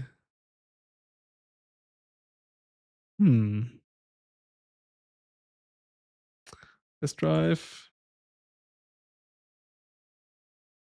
McLaren Corvette. Corvette is slow, right? Let's try the Mercedes. Right away.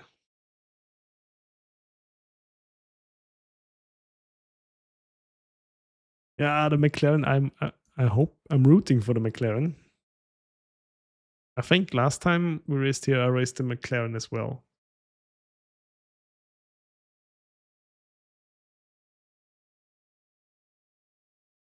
Cheers. I hope you all have a good Monday so far.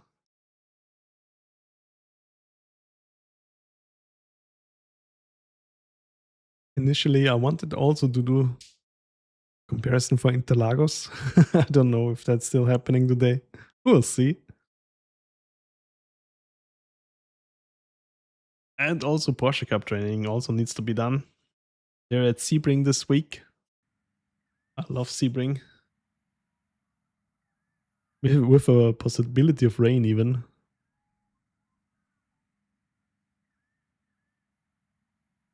Okay, is the Mercedes scary here, say Rosa or not? First, we set up. Here we go.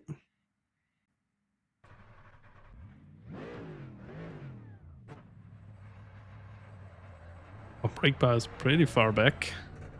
Interesting.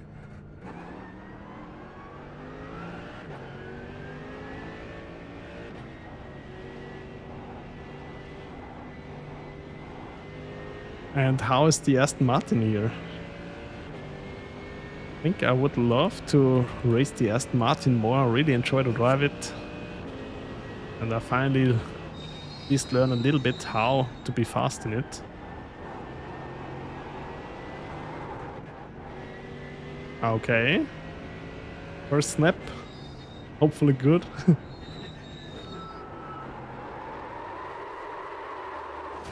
Okay. So that brake bias was a bit of a hoax, I guess. Turn it forward until the tires warm up. Oh god.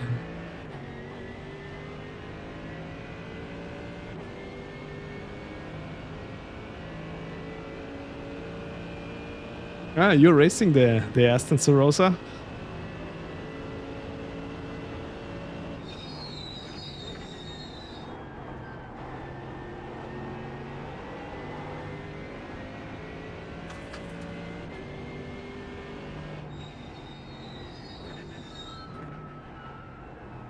Let's see how stable the Mercedes is.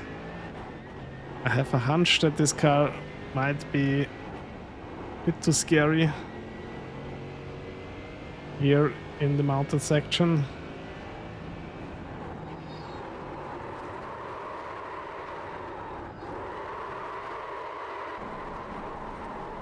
Please no crash.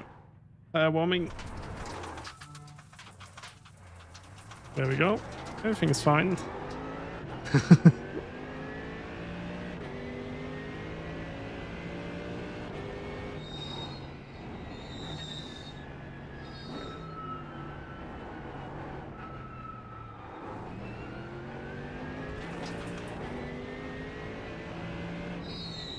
Also will be interesting to see if the Corvette is nice around here.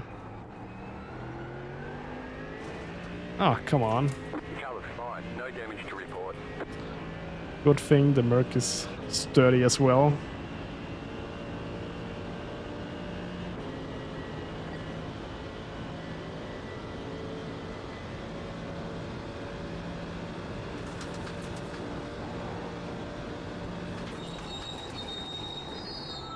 Ah, they really removed the jump. Interesting. I think they did, yeah. Just heard something on your stream today that they have updated this track. and remove the jump. It's sad.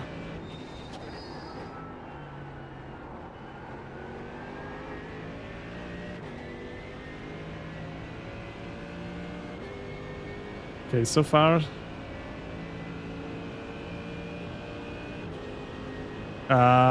when you're coming down the hill and not doing the last few corners, you can jump over the barrier. People always did it in the cooldown lap.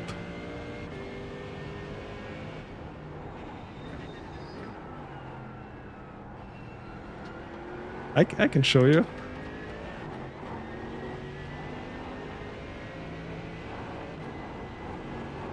But it was like a staple in every race in iRacing to do this. Ooh. All good, all good.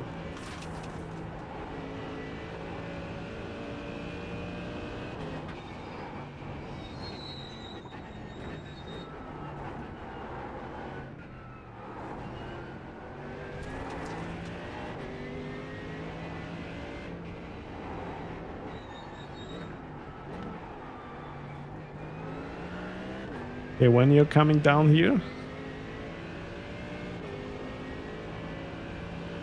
and then you just go straight and don't do the next corner. Think, yes, now you should see it, the red barrier in front. Apparently with the old track layout you could jump over it. I think they changed it now.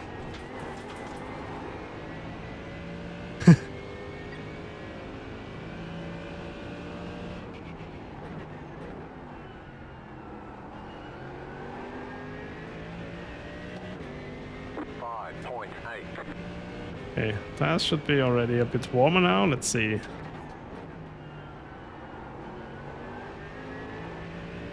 Oh yeah.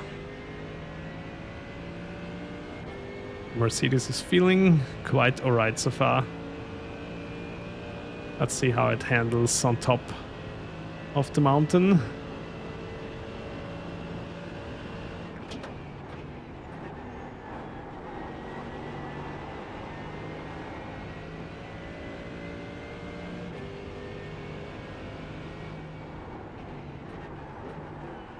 Oh, I was a bit late here. Okay, still handled it fine. Good to know.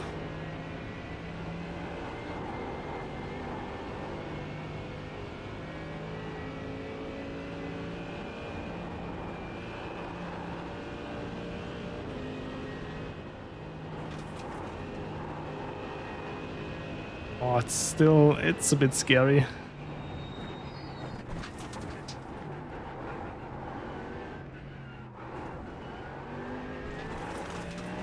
Whew, but doable.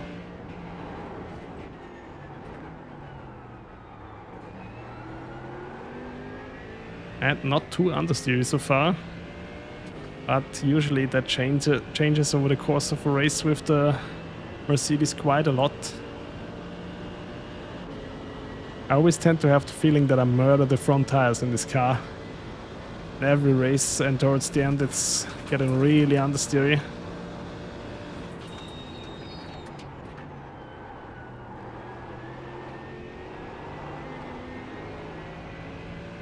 Okay, let's set an active reset point here.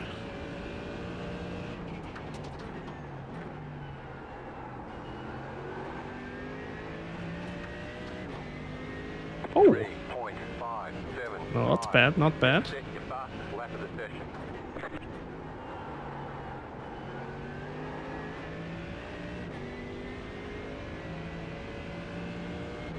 Let's open up the traction control a bit. Already 2:03 in the third lap.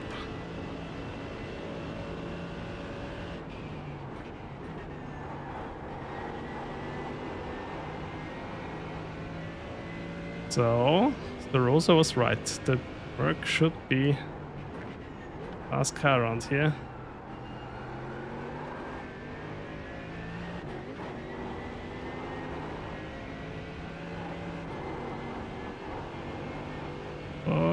was a bit scared.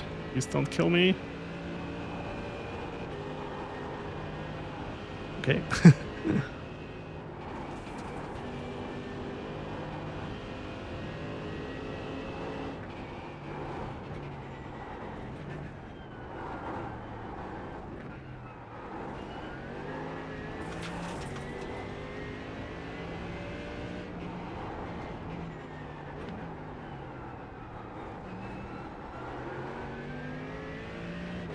I had a bit of understeer again, but I think I know where I can increase my pace already.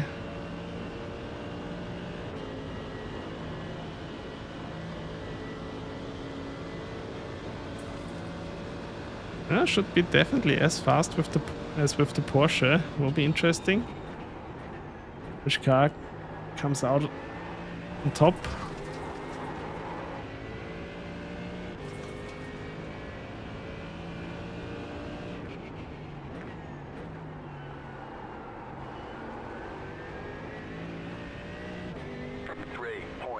Seven.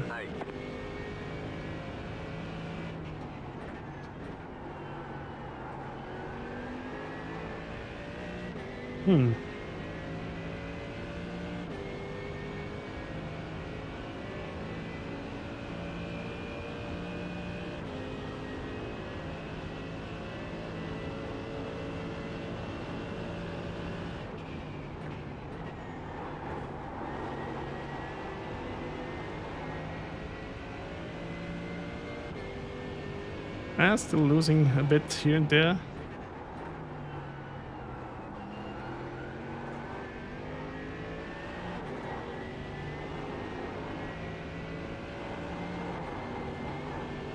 Yeah, I just have to be fearless.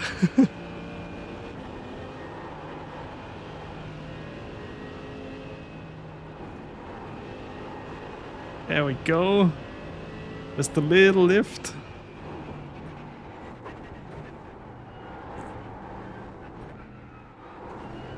Didn't cost too much time.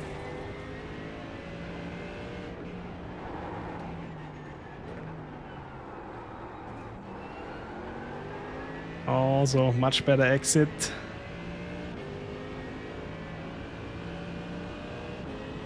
Oh yeah, that could be a good lap time. I'm not messing it up in the end.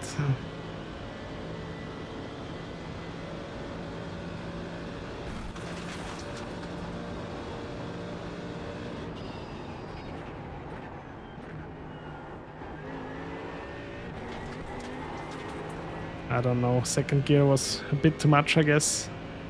Should have stayed in third.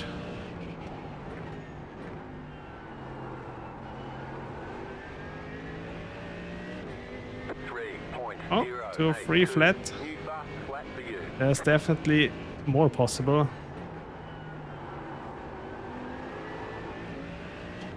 There we go, let's do another one. The Mercedes feels good around here, really. Still would need to try the safe setup as well, but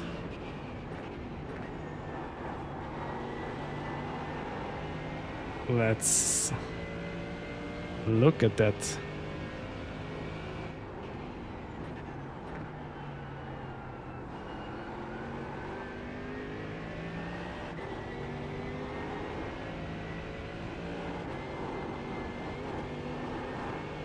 Ooh, don't kiss the wall.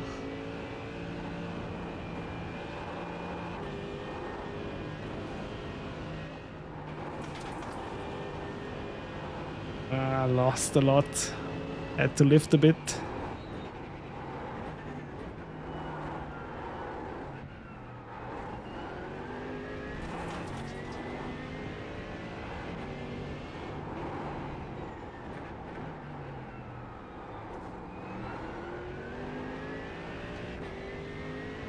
But my optimum lap time would be already a 2:02.7, and that's definitely doable in this car.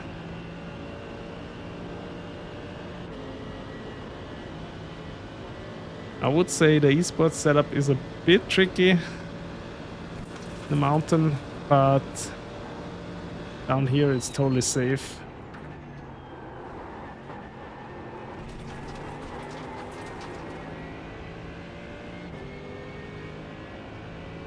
The Merc is great fun around here.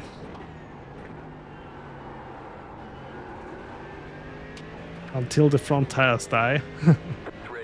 Okay. Let's write down the 203 flat so far.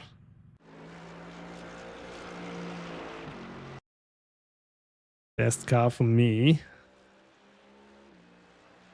203082. Let's write this down. Please always keep this in mind. Always for me, for my driving style. There could be a lot of other cars that are fast for different drivers. Handling felt great. Stability, I give it 4 out of 5. Great fun. Okay. Let's update this. What should be next?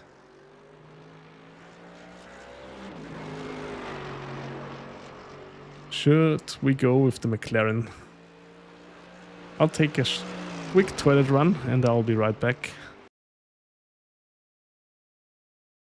Leave you with the laps from the Merc and be right back with the McLaren.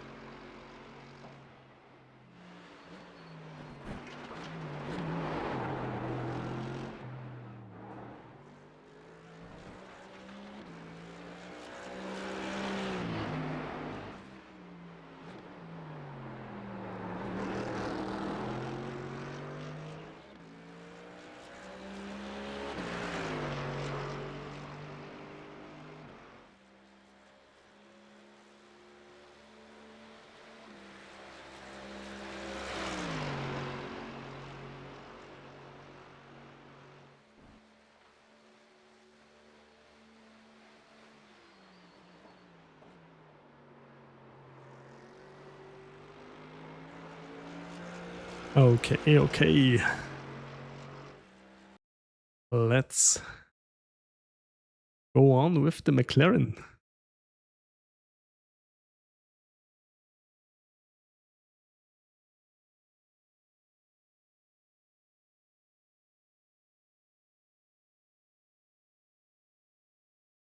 This was the fastest car the last time we raced here. For me.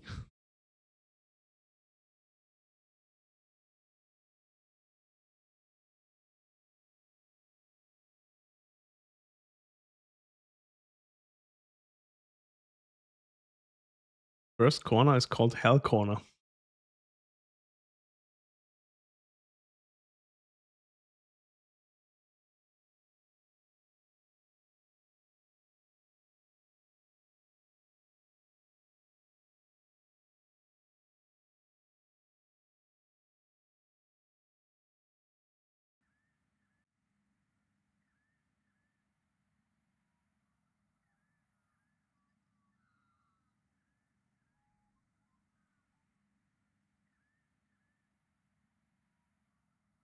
Okay, let's also try the eSport setup right away in this car.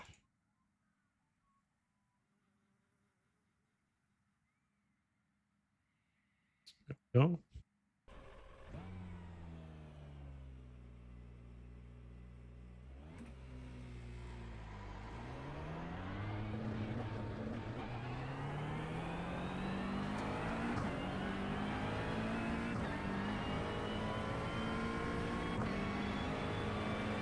normally I have to increase the traction control also in the McLaren a bit. Let's see.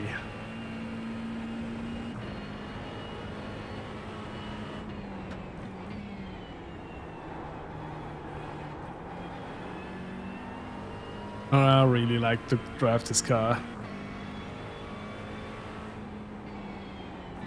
Also had decent results in it recently. Where did I race it?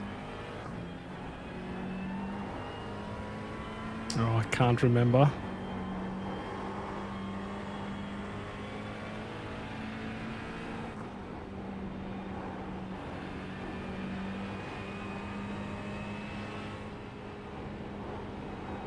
Treq was it? I don't know, but it felt really good there. Ah, Watkins Glen. I used it in Watkins Glen here.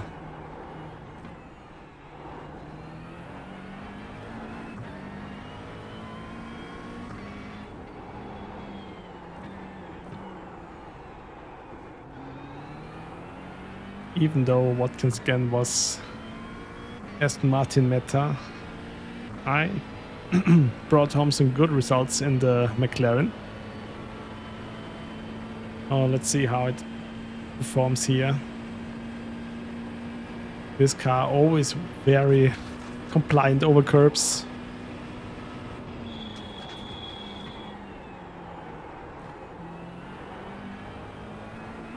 I'm probably the one mid-engined race car in iRacing where you feel the front end the best.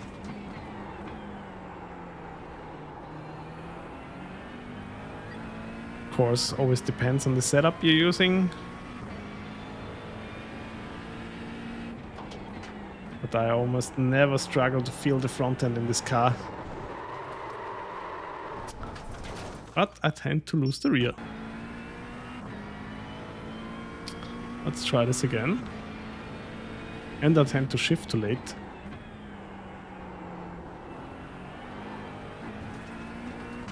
Okay, here we go.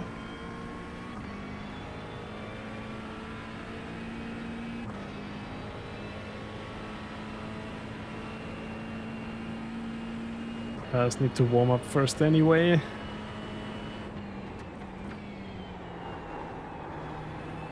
Let's see, now I think fourth gear is not the right way here for me. Third is definitely the better choice.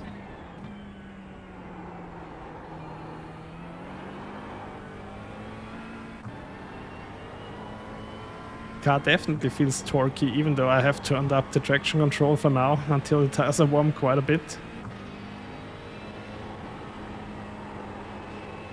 Okay, for here it also feels quite stable, that's good.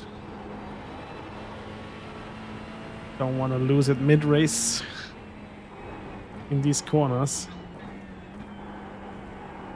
Now through the dipper.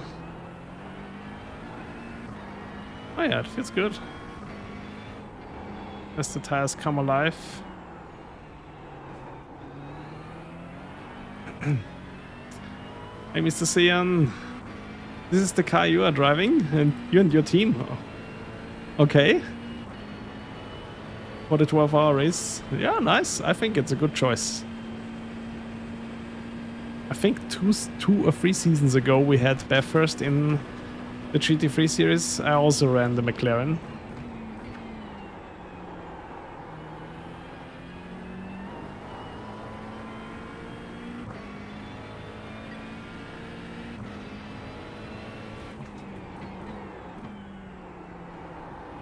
But yeah, also the Mercedes felt very, very good. Oh, let's see.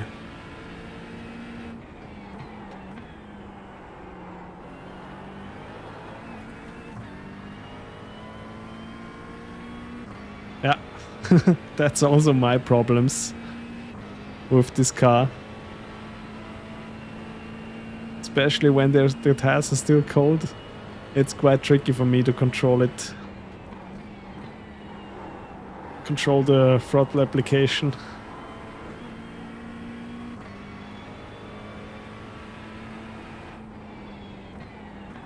But the front end of the McLaren, it's just something else. It's so...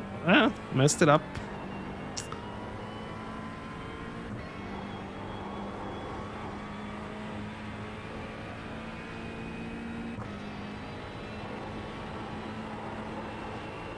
gives you such great feedback of what's going on. There we go.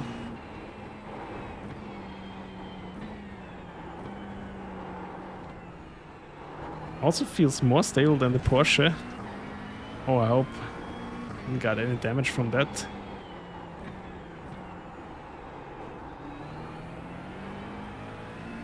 Let's ask. Your car looks fine. No damage to report. Good.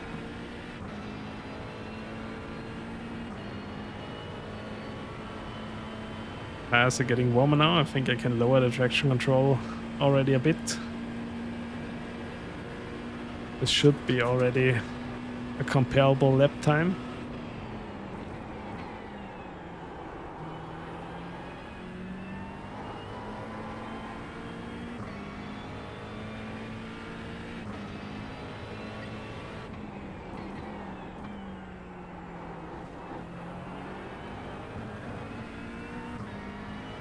Oh yeah. 3.4. 3.34. That was your fastest lap of the session.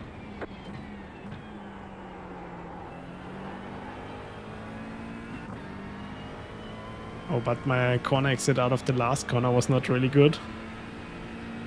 So I'm losing already time. Let's see.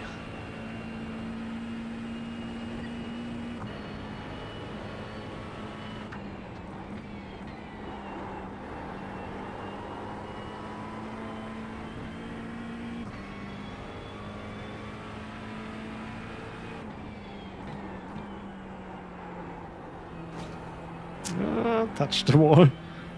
You've got damage on the left side. Okay, let's reset.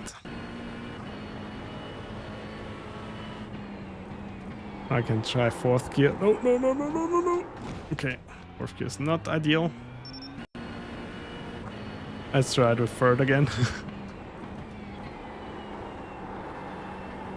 There we go. Yeah. Third gear it is.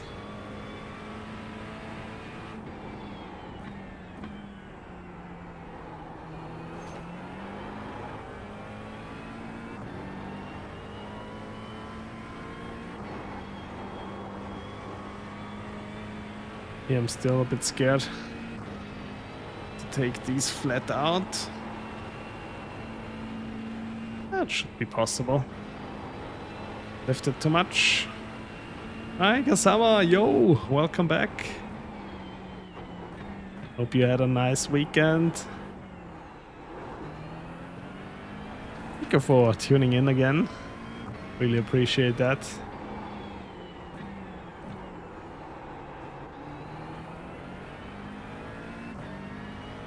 Ah, okay. And what is your verdict? What is your car of choice here?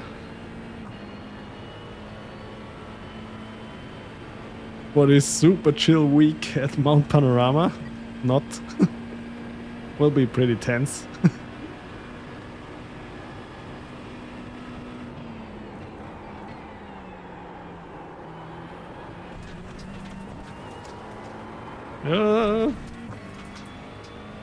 I have to increase the traction control again.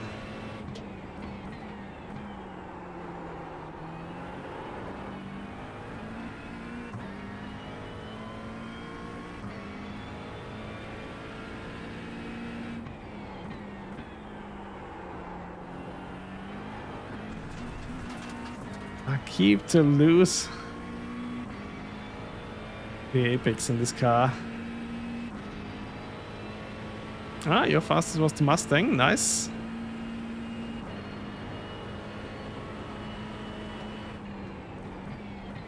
What was your track temperature?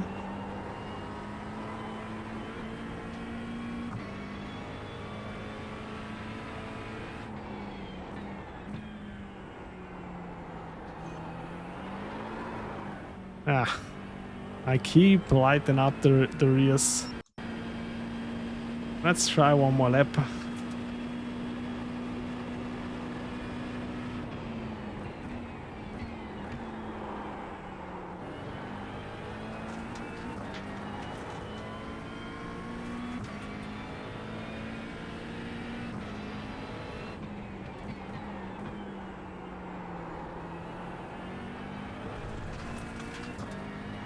Just have to be more careful on throttle application. Then should be fine. And too late. Let me try this once more.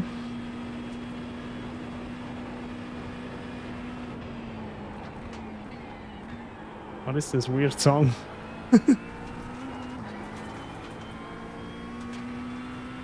Ah, okay. Yeah. Oh, that's quite cool. My drag temp here is at 40 degrees. That's also how hot it should get in the sprint races. Ah, that felt alright.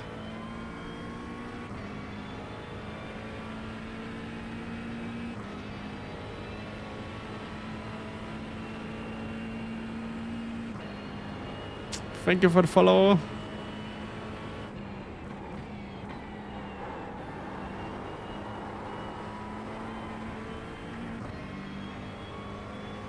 Ah, okay.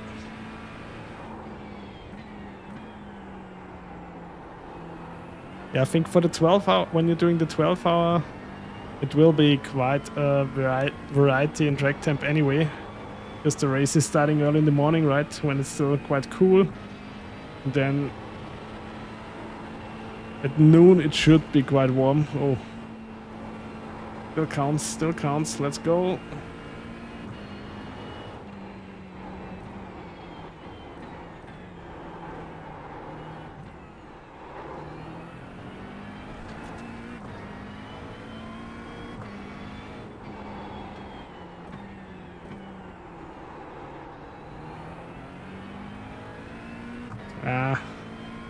Not the best exit here.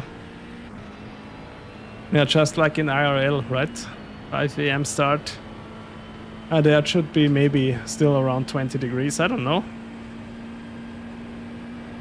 But during the middle of the race, it's definitely getting hot usually.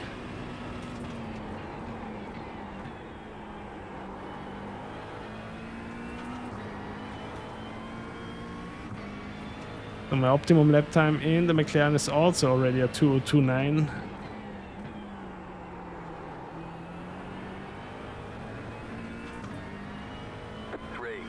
2:03.2.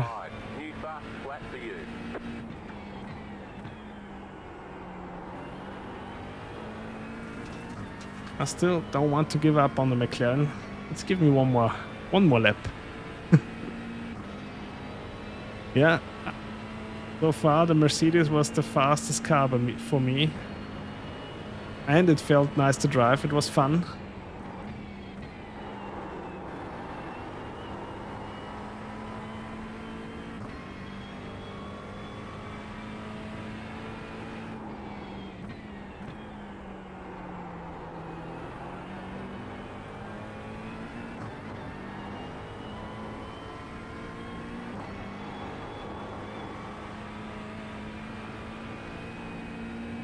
But here in the mountain section, the McLaren feels actually quite very, very stable so far. Not scary at all.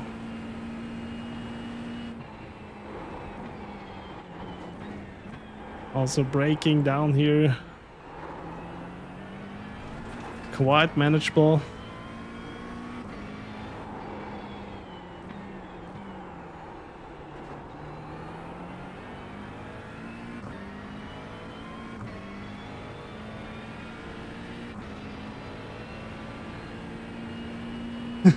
One wheel peeled off.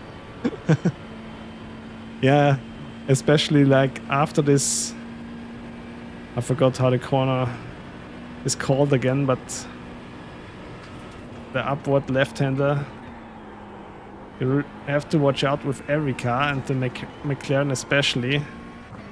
But now it seems fine.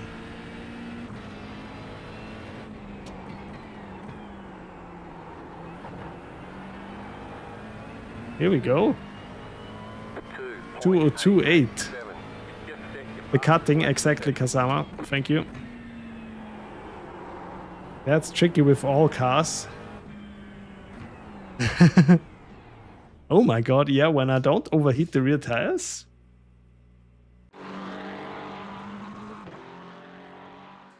But I also know what the downside was last time I raced here. I think coming down the mountain, the McLaren was not the fastest car. And most people just tuned the car to be fast on a straight line, and because in the mountain section you cannot overtake anyway. 22888. Okay, let's write this down. But I still have the highest respect of these guys who can drive this low downforce setups on the mountaintop without losing the car. Handling was actually great. It's a 5 out of 5. Stability was also really nice. There's a loose rear. Other than that,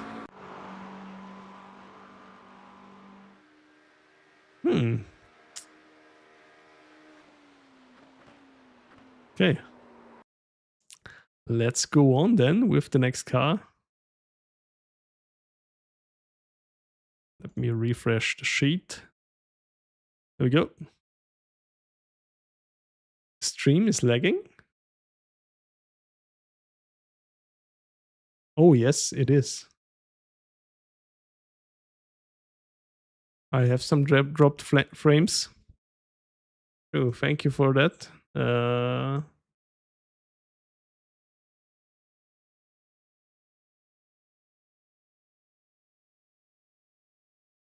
No, as you said it, I saw that I had some missed frames. Huh, where is that today? Okay. No, sometimes it's just a bit, the internet is a bit wonky, but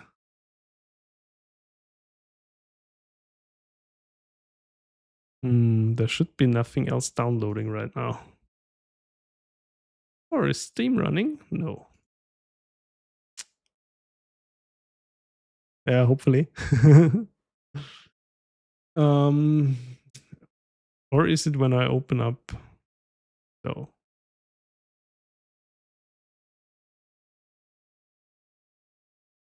Next car. I think I want to try the Aston Martin.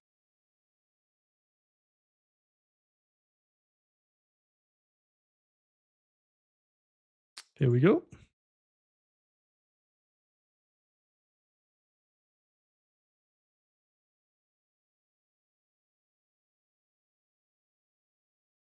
Let's give me something different here.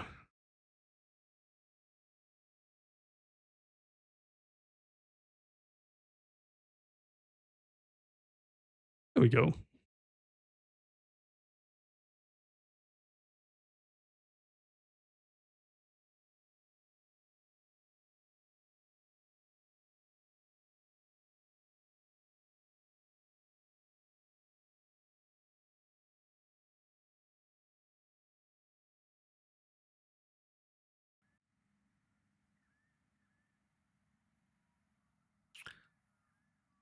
Yeah, it's the internet. It's a bit wonky.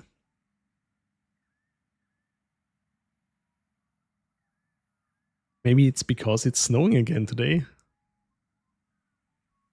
Winter is back in Austria. 29 degrees.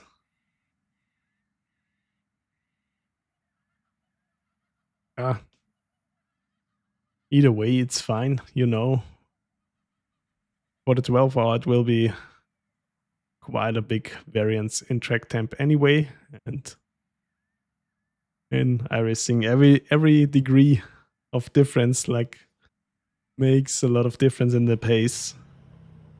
It's lagging a bit, let me check. Oh yeah, dropped again frames. Come on.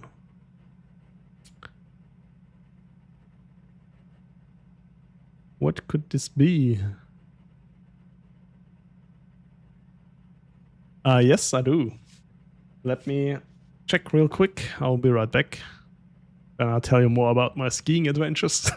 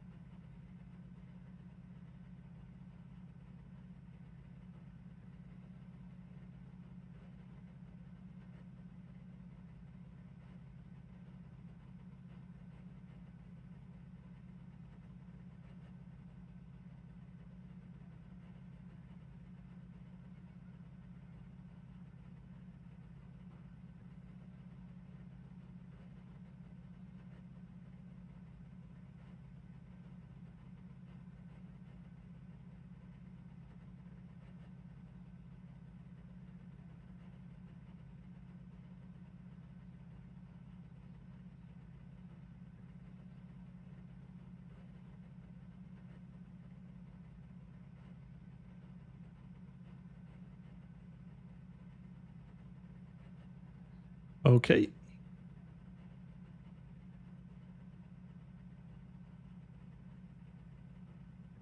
Let's hope that the internet is not getting worse. But I guess it's because of the snow. And yes, I am a skier, Gabriel. But I quit normal skiing a while ago because it's so expensive. So the last few years I'm just ski hiking. Yeah, for now it can be getting wonky again. It is snowing outside, so I'm sorry for that.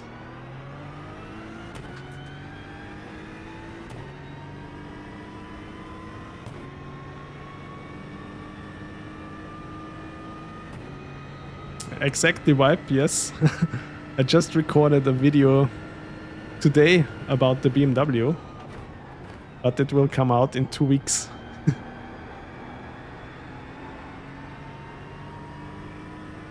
Let's... Depends what you mean with cross country. For me it's like more back country and free ride, so I only do ski hiking since a few years now. Just going up a hill with the skis and then just ride down in the powder. I really enjoy it more because first because of the tourists. In Austria, like, I guess it's everywhere. Winter tourism, like, there's so many people here. Really don't have space to ride on the ski track anyway.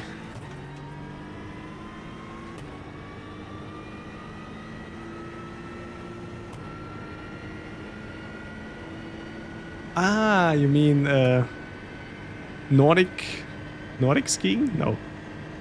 Is it called cross country?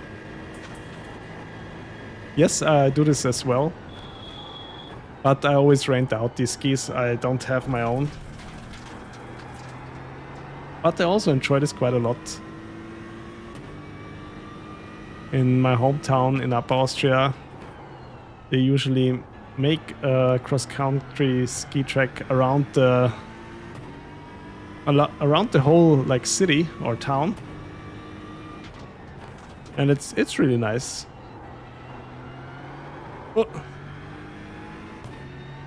You work for Armada and Atomic? Nice. I have Armada skis. Alpha Tango. I love them. It's every normal ski hiker looks at me like if I'm totally crazy.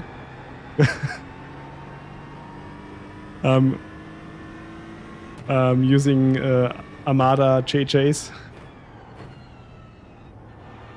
From when did I buy them? I think 2015 or so. Or 2016 model year. Armada JJs I really like. There's nothing better than these skis for deep powder. It's so much fun. Yes, I've been to the Red Bull Ring already quite a few times. But I only ever watched motorbike races there. When we went there, like MotoGP was still more popular than it is now. And that was great fun. And even like the farmers who live around there, they rent out their space for camping and stuff. Back then, he's like, was it 8 years ago? He said like MotoGP was still more popular than Formula 1 back then. But I guess it shifted now because in MotoGP, Ducati is so dominant now. And Formula 1 has gotten quite a bit more interesting in the last years again. Thank God.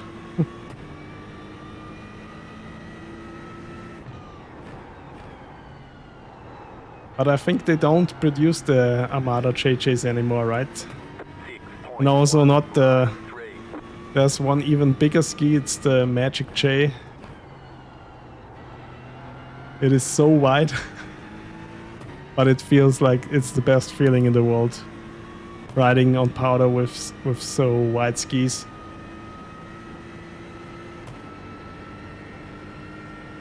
But yeah, normal ski hikers, they always like tend to have like super light skis that are thin, and also their boots are super light. I'm just like going behind them with my freeride gear.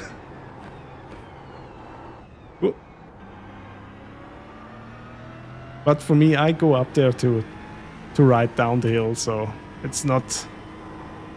I know that for other people who are ski hiking, it's more about like going up fast, but I really enjoy the riding down part way more. Oh.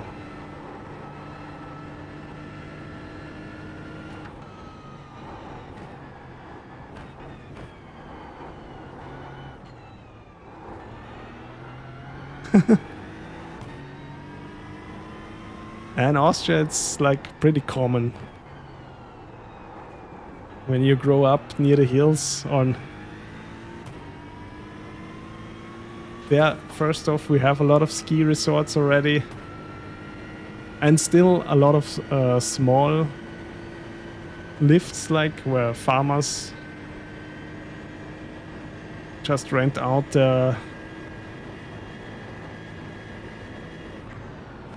slope grass field in the winter. Yeah. So actually, pretty much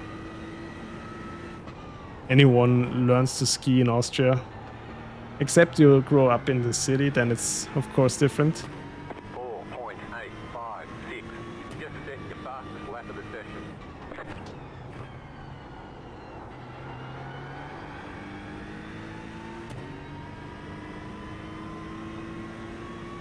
And at my hometown, when you know your way around, there are a lot of hills where nobody's up there in the winter, and you have the best powder.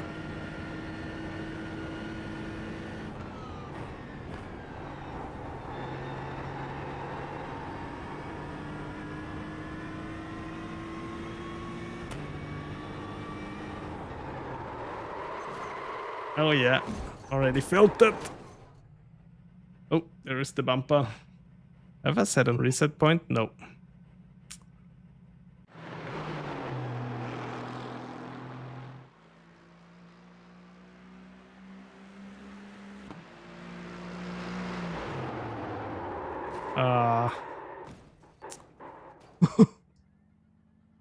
We'll see this a lot more during the week. What happened there? Was it the traction control? No. Guess it was the ABS. Increase that a bit.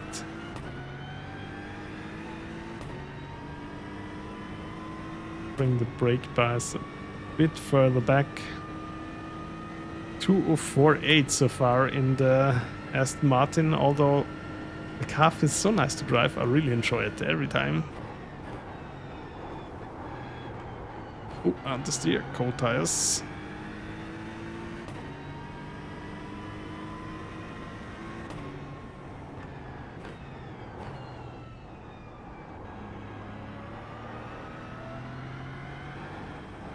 Oh, you were going back to a 24-inch monitor from a 32 ultra wide. Yeah, that cannot be nice.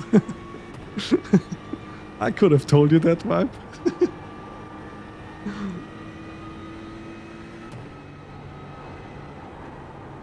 Oh.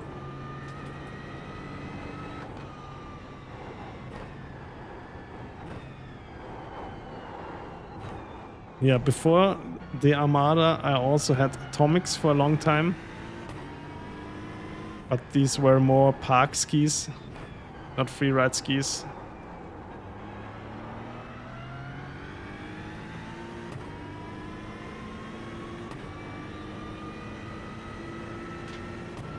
Ah, okay, you just tried it and sent it back, okay.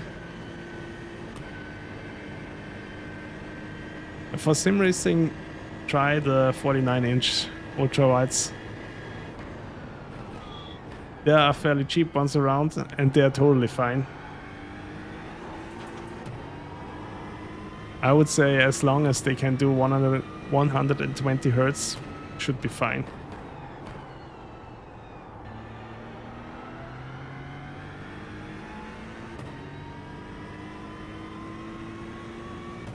Ah, you had it for a year already. Ah, okay, sorry.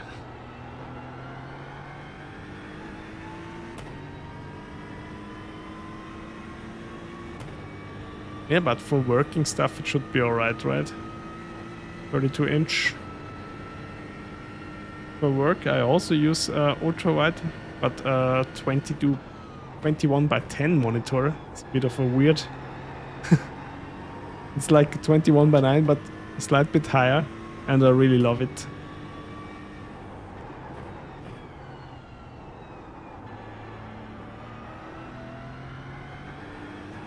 Oh, you're going to triples? Yeah.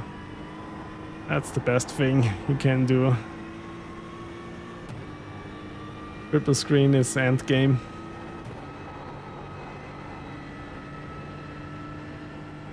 Hope at some point I also have the space and the money.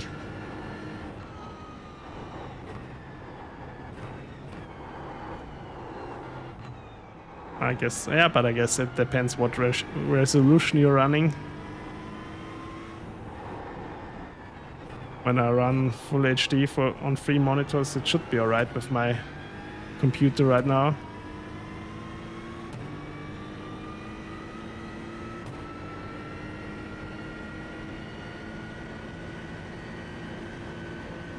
Ah, okay. Going back to 340 24-inch monitors. Before that you had like ultra wide and 24-inch monitors on the side. Interesting. Okay, let's set an active reset point.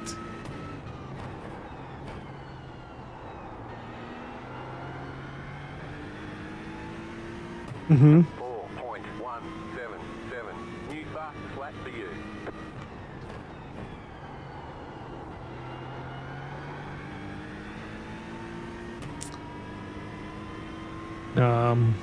My problems last week with the Aston was that I smoked the rear tires towards the end of the race at Road America every time.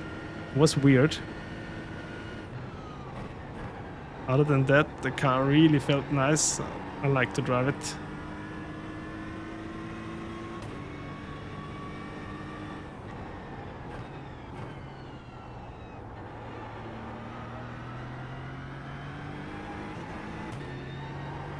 Ah, okay. Yeah, in the end, sooner or later you always can upgrade. Here we go. Are you changing tires? No, I did not. Ah, you mean in the race at Road America?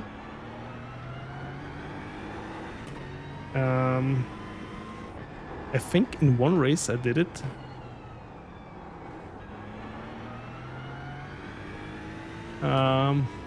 No, I didn't change tires, Kasama.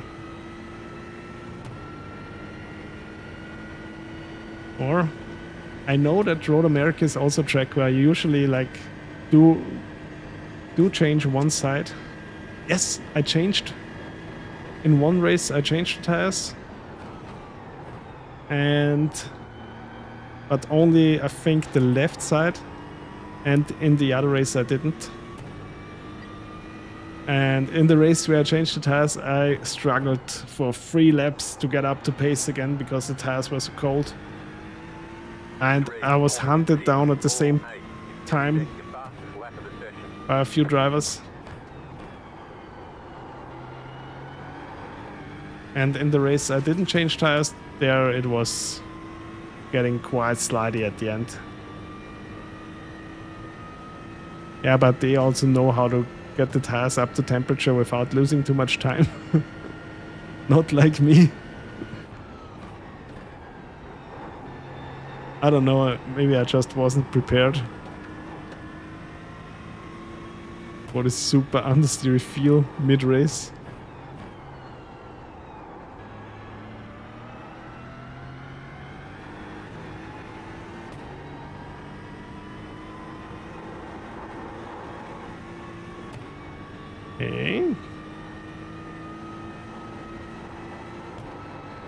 Rio wanted to step out a bit.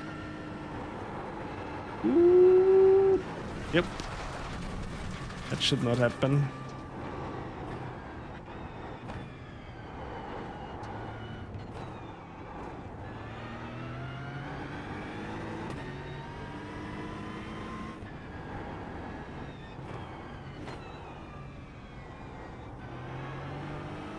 Yeah, totally. Old monitor for cheap? No, no. I'm all good.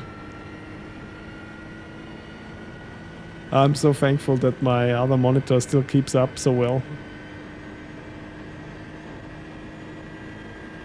Okay, it looks like I'm not going to be fast in the Aston. Again. Although I like to drive it so much. But...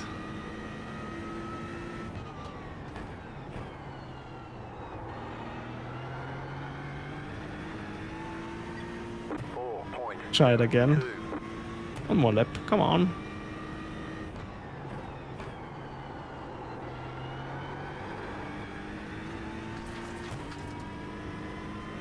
I mean, my optimum lap time would be there, totally.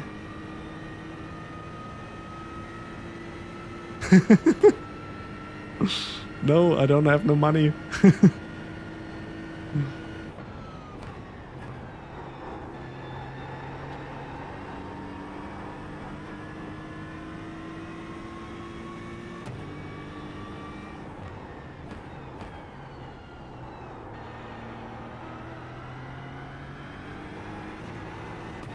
Okay, much better now.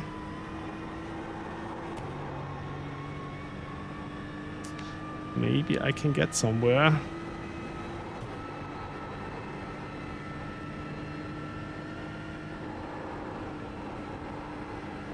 Oh yeah, that was much better.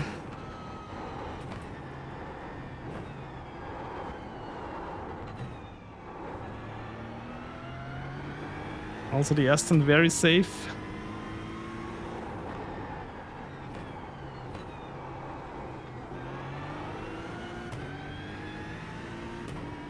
Let's go. Is this already a decent lap? Fuel tank, we have 36 liters left. Home delivery next week.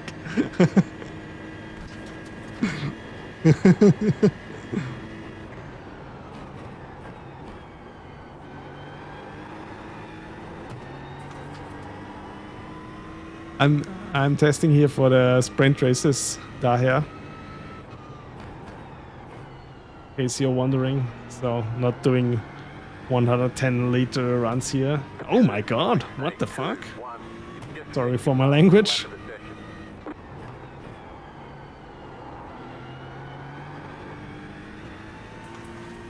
I just wanna do a second lap to confirm it. Oh my god. Am I all of a sudden fast in the Aston Martin? What happened?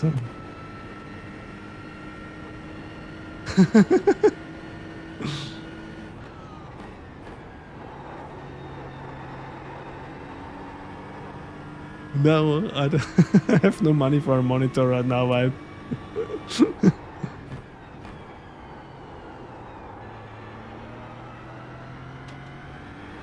And then why should I buy your crappy one?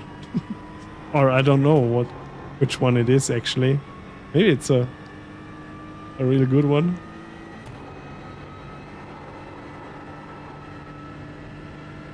The geniuses at iRacing have done it again, the sprint races.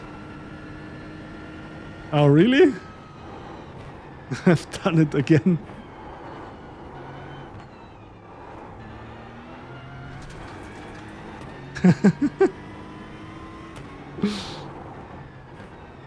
Oh no, they're running the same again. Okay. Let's write this down. 202822. I wasn't expecting that from the Aston, but really nice.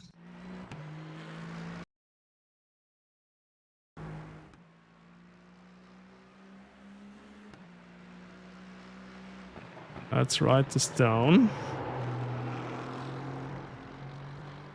822. Handling was a charm, as always. Stability, well...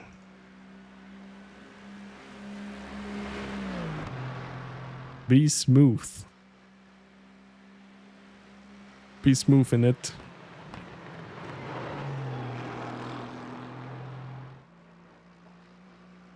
Yeah, now I'm dropping frames again. Why is that?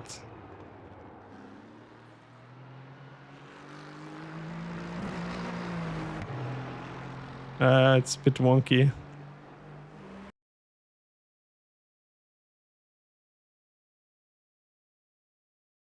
Check the iRacing settings network. Oh. Maybe turn down the connection speed here. Let's see. Should hopefully fix the problems. Okay. Then let's go on. Update this one.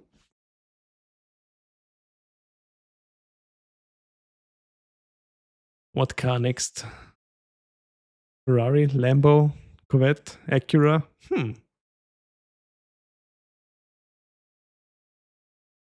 Yeah. Weird.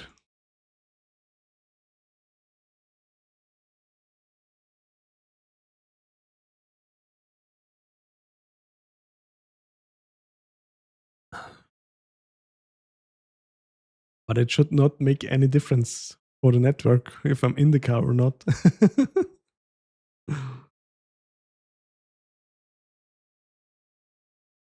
Okay. Let's try the Lambo.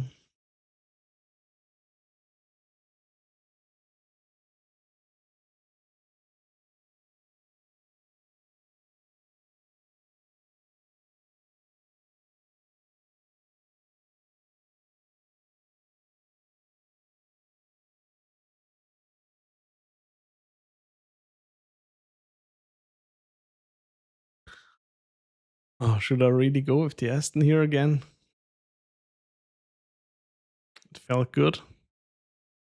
I'm pretty sure in the Merc I would be also as fast.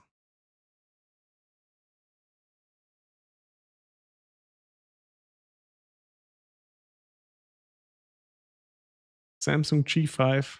Oh no, I don't want any more Samsungs.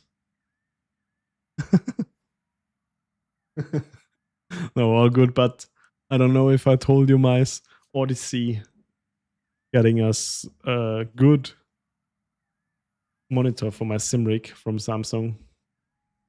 Their quality control is something else. I don't know what they're doing. But I had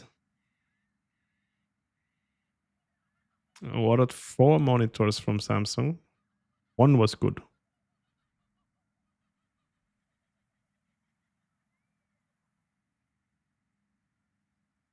I ordered one LG. It was perfect. But in the end, I still went with the Samsung because I like the OLED. It looks so nice. Hey, let's see how the Lambo performs here. Normally, Lamborghini was always a bit tricky to drive around Mount Panorama. Let's see.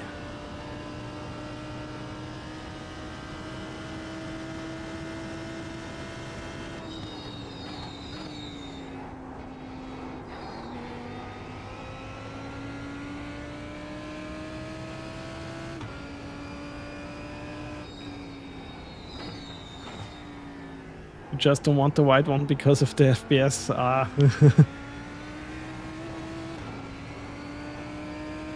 I mean, what resolution does it have?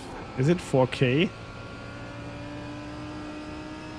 Or is it 2K? Like the 2650 times 1440?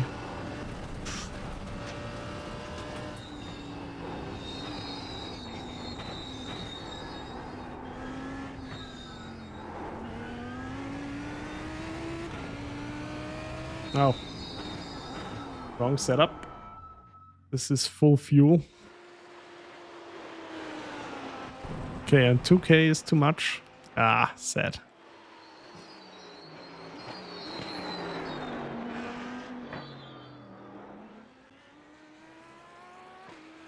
There first.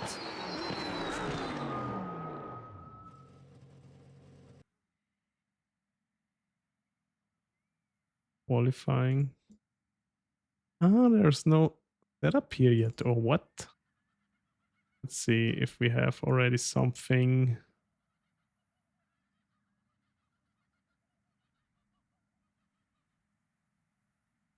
All right, let's check how much wing. Oh, 4 wing. No, I'm not doing this.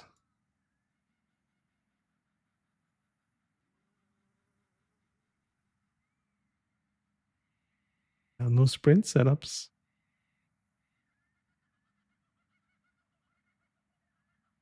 Yeah, let's try it.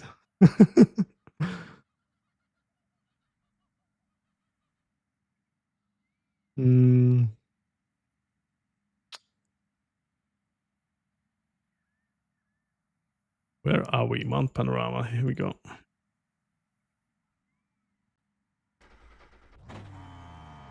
$1,000 times 600.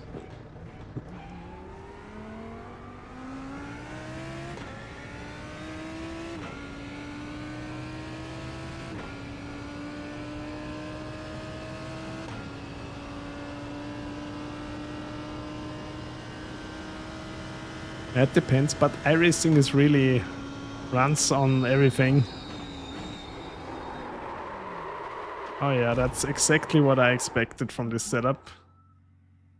It's a bumper killer. Let's try it once more. What is with the brake bias?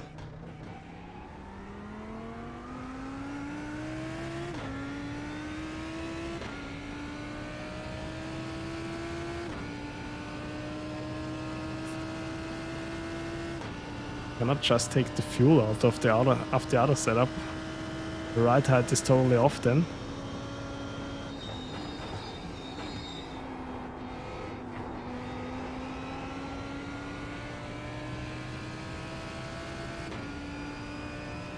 Let's see how the Lambo feels through the mountain section.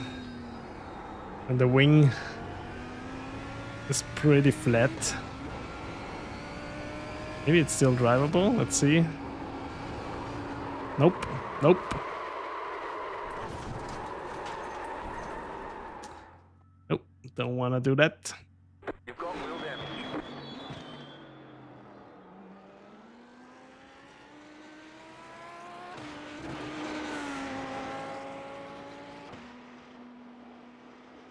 I'm on your floor monitor. What is this setup? You know you can post your rig on our Discord. I really want to see that too. Yeah, I don't have no setup. That's weird.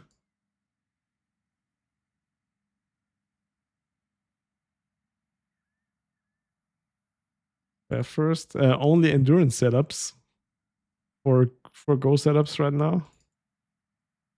Race. Ah, this is alternate. No, also full fuel. I don't get it. I can. Let's reduce the fuel and then adjust the ride height.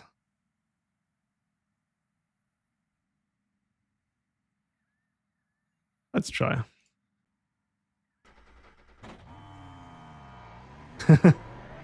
Oh, you're posting it now? Perfect.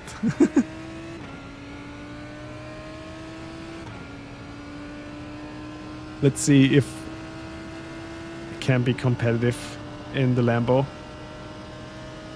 But the Apex setup was way too scary.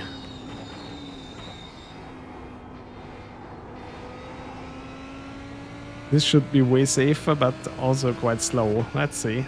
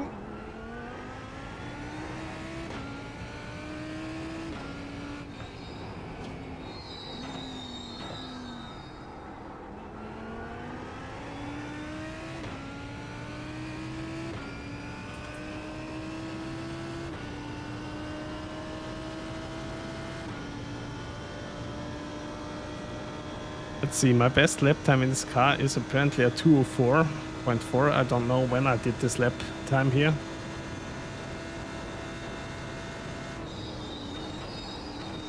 Oh, I'm already hitting the ref limiter. But when the Audi is fast here, this should be awesome. Fast as well, right? They are not so different. Understeer.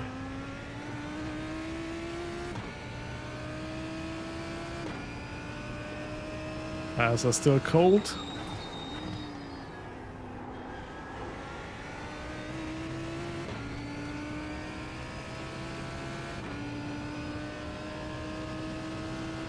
When these are the tire temps, I don't know. Why are they dropping so much?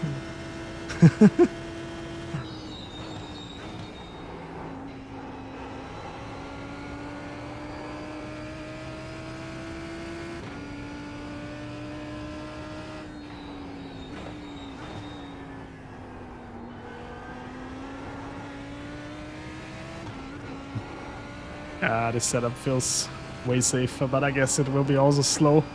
Let's see. Yeah, I just want to see the floor monitor vibe. Oh.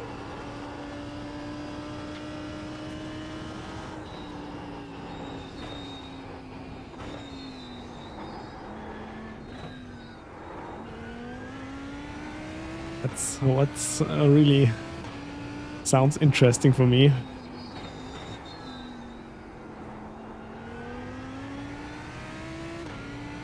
Okay. Set an active reset point here.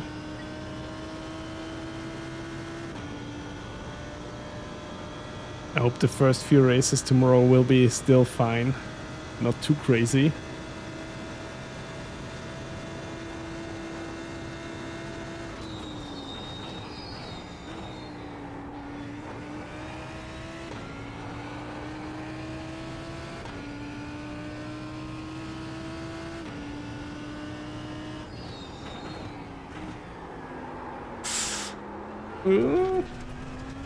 Okay, reset.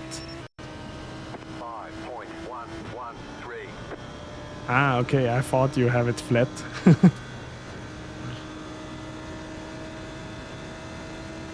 Flat on the floor. Or is it standing?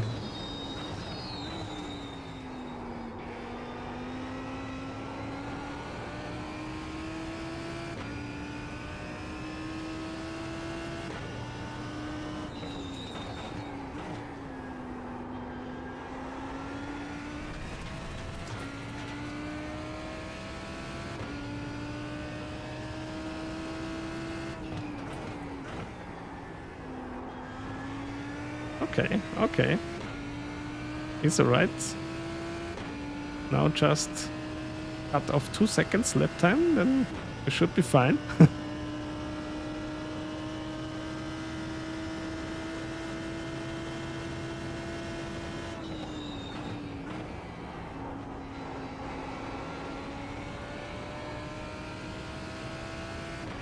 It's like the car has no torque at all. Weird.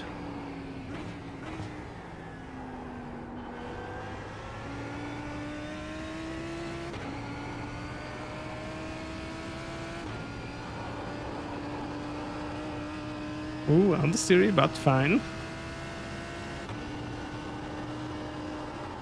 Understeery, but not fine. Oh, do I have damage now?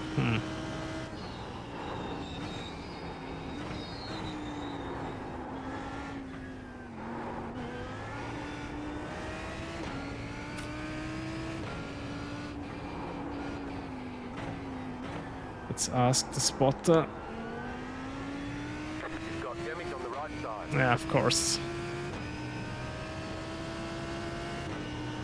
Still wanna end this lap and then hit the reset button.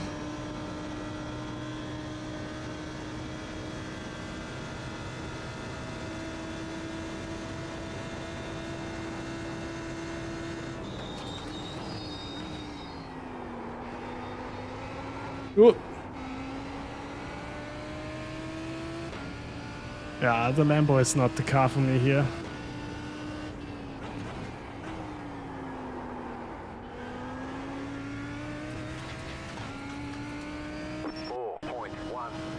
Okay. 241. Let's see. But there's definitely something possible in it. Oh, it's not that it's bad at all. I just can drive it apparently. Let's try one more proper lap in it.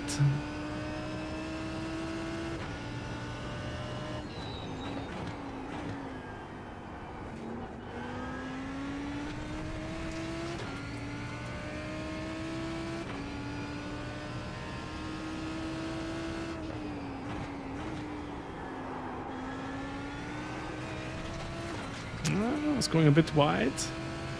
Oh, it's still okay.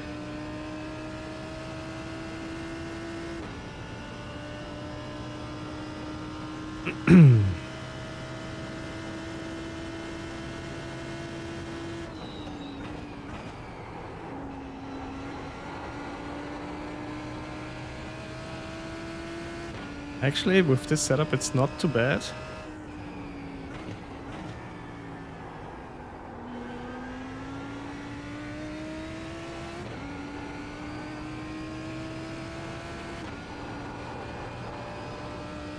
Here the car feels a bit understeery, but other than that... Also here I have to lift slightly. Okay. Interesting.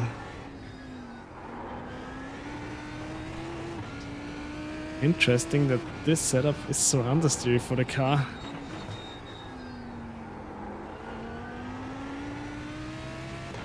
But it's still going to be an okay-ish lap time.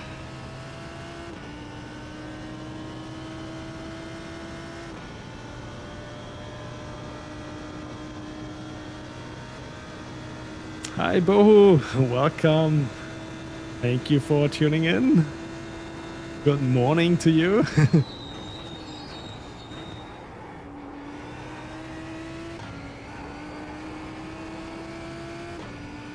I'm still trying to find out which car to race this week.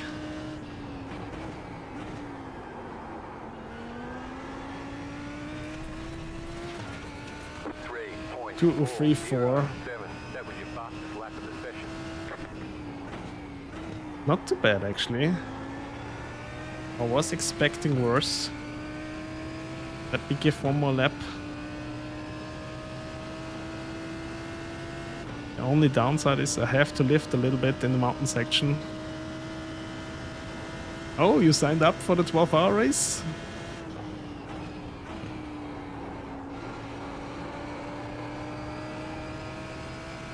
What car? What car are you using?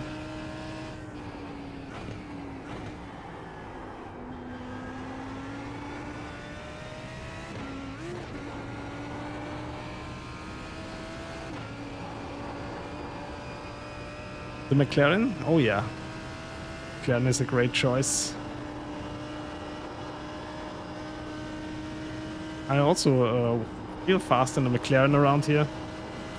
Just have to watch out to not spin the rear tires too much.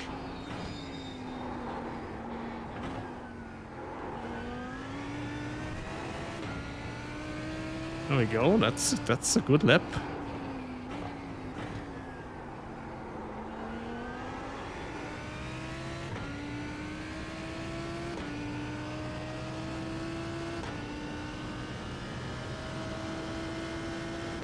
Finally an okay-ish lap.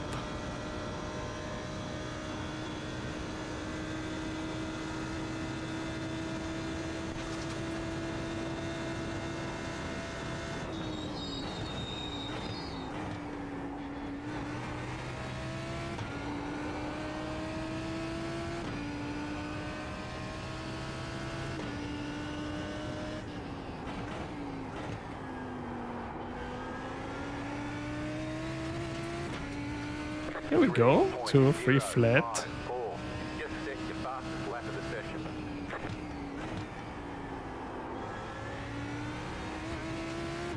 I don't want to give up yet.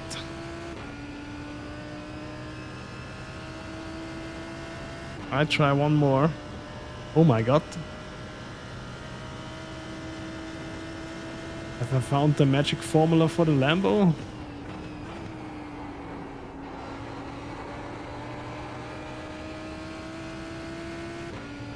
The setup feels really okay.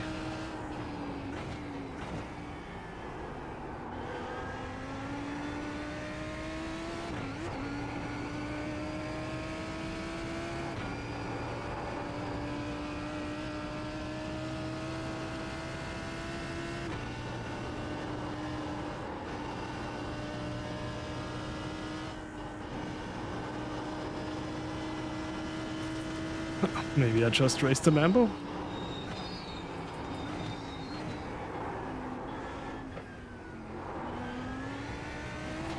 When nobody bumps off my bumper. These tend to fly easily in the Lambo.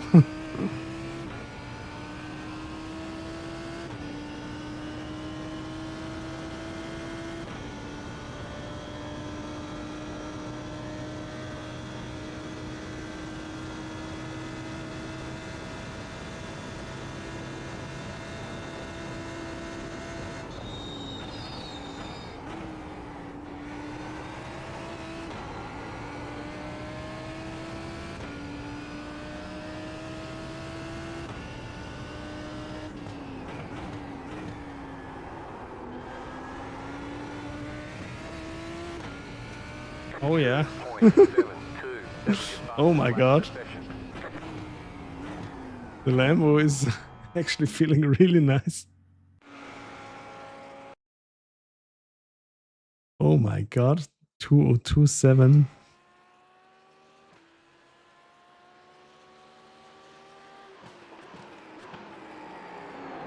Doing it again?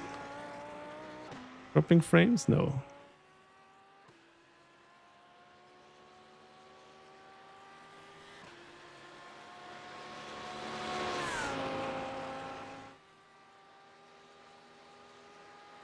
Oh my god, why was I so fast all of a sudden? In this weird setup. Handling was nice, stability was nice. Just a bit understeery.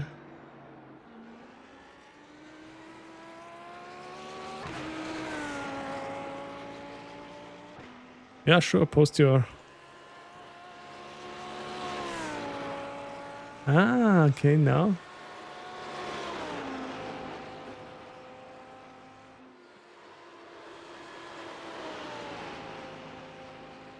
It is weird. Why is it losing so much? Sorry for the dropped frames today. I really don't understand what's going on today with the internet, but...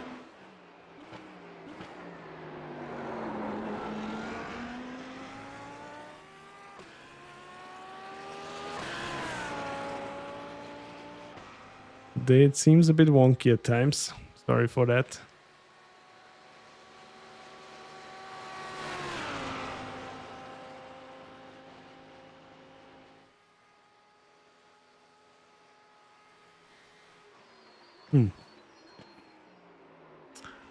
You got top 3 GT3s for Bathurst yet?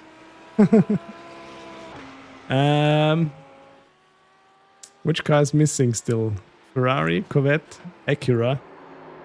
So we're not yet finished.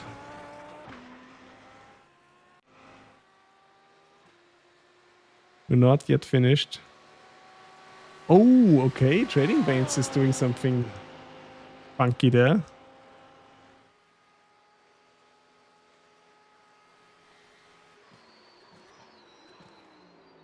Audi, Audi, Audi.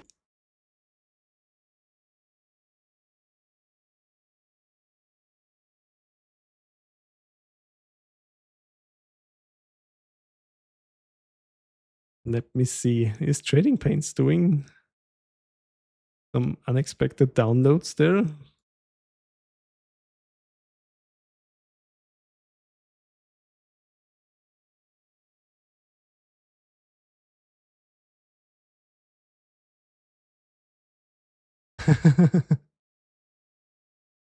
The Audi is the best, yeah. Okay.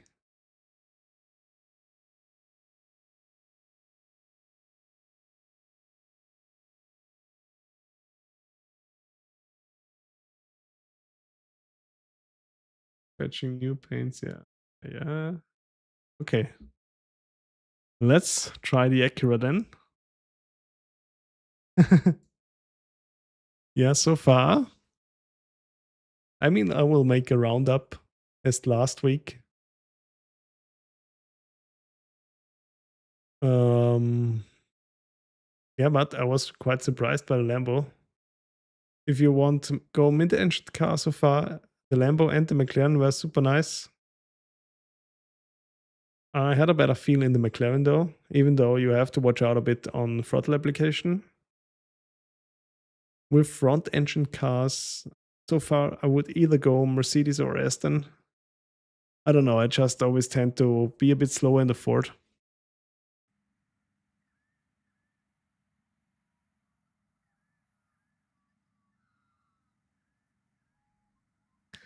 Let's see how the Acura feels.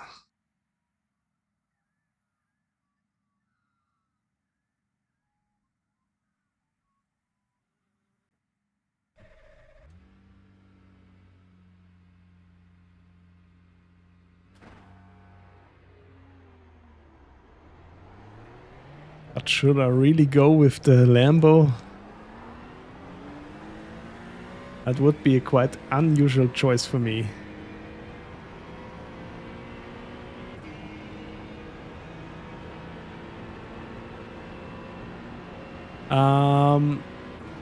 I guess it depends on the setup. I had no real setup. I just adjusted the endurance setup a little bit. The Lambo was definitely easier on throttle application than the McLaren.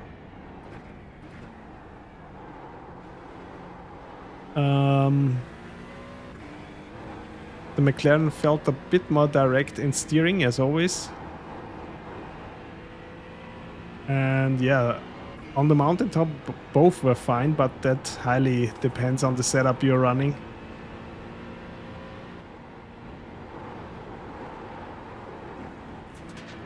Some setups it can be quite tricky when they have lower downforce. Ooh, yeah, understeer the licks. You've got wheel damage. Oh yeah.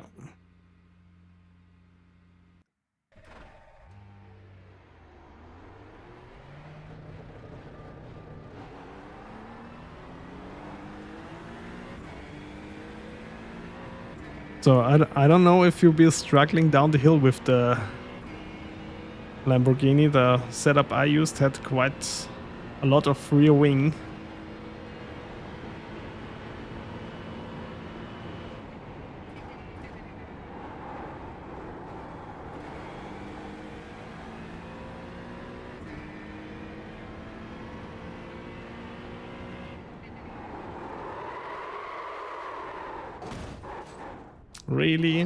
Really Acura. I want to do it like this. This is the safe setup, by the way. Oh my god.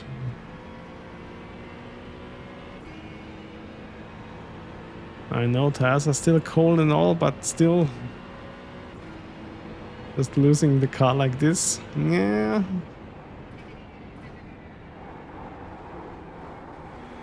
Not inducing much confidence for the race.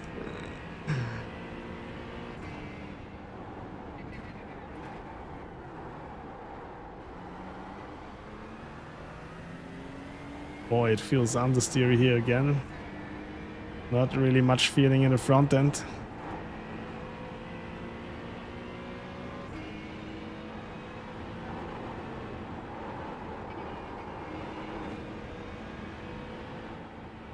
Okay, at least. Okay.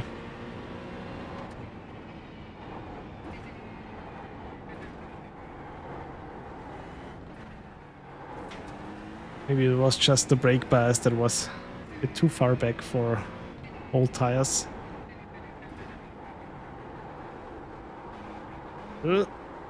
Steer again.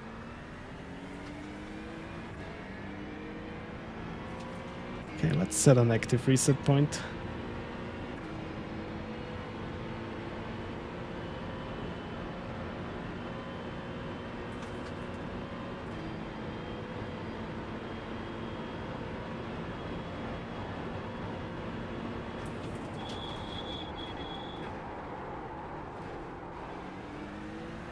Boy, it feels understeery.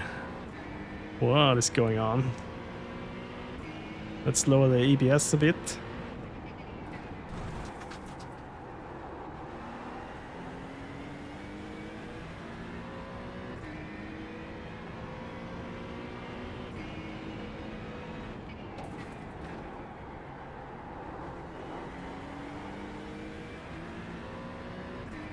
Okay. Best lap with this car was a 2:05, so quite off.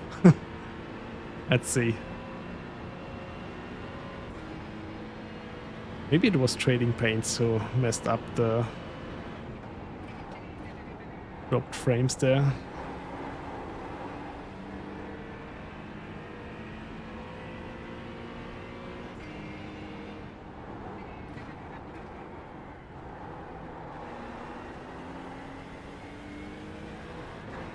Okay, as the tires have warmed up already a little bit, the Acura feels much nicer.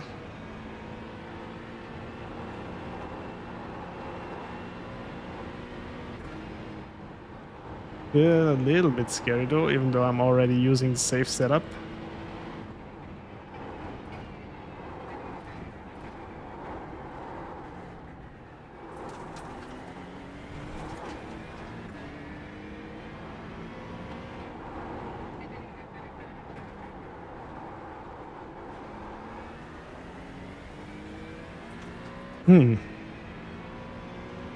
Let's see. Next lap the tires will be actually really warm.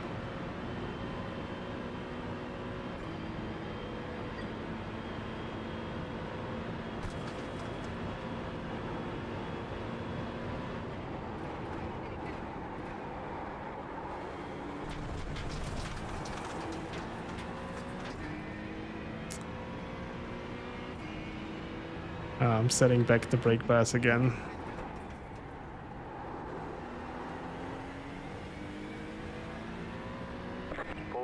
Before 6.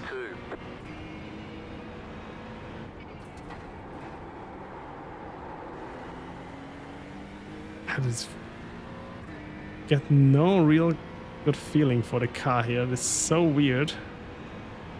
What is going on?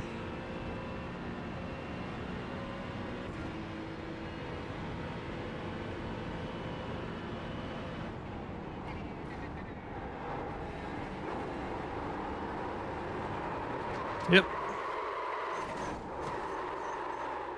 Okay. Acura is not for me. You've got wheel damage. Oh, sadly. Acura is here. Here is a no-show.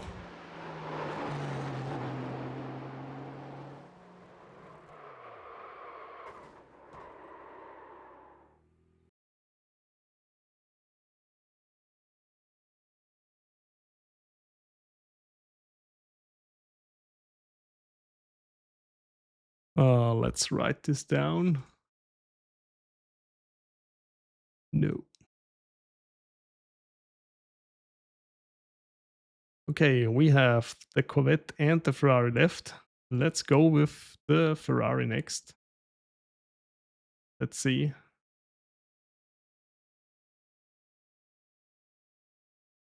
This one is a bit better. Hi, Moneymaker. Thank you for the lurk, man. Really appreciate that. Let's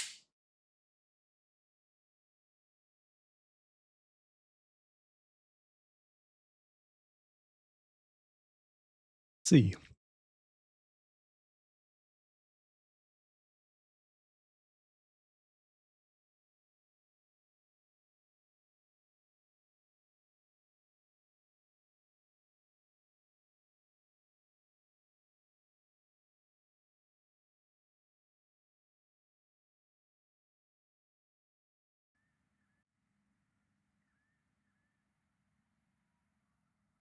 But so far, hard to say.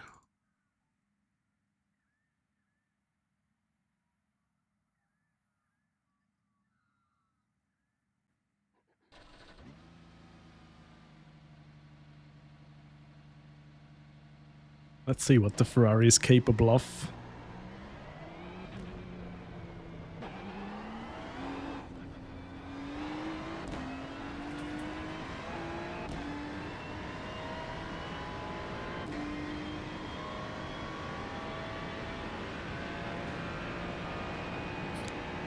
Yeah, in the last few races I wasn't really fast in the Ferrari. No matter what track, I don't know. But normally I like to race it.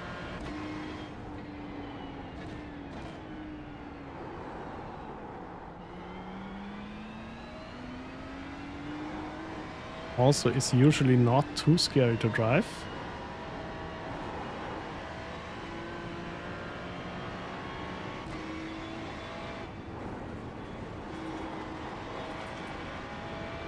Let's see how it feels around here.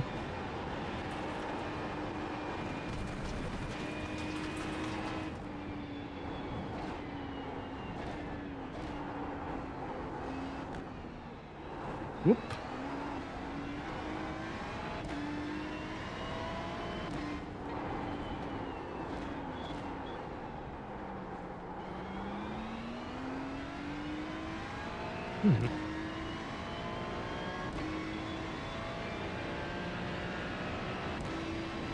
I think the Ferrari should do fine here normally.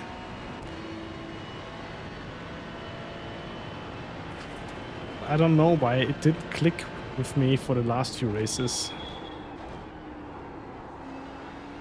Yeah, much better than the Acura. I don't know what's wrong with this race setup for the Acura, but I couldn't make it work at all. It was understeery and snappy at the same time. Best of both worlds.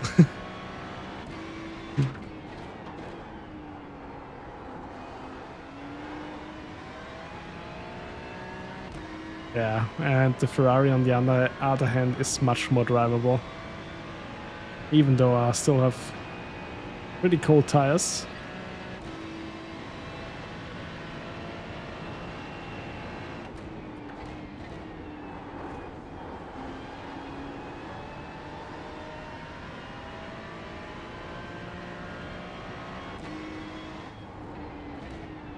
I also have a lap time with the Ferrari here already.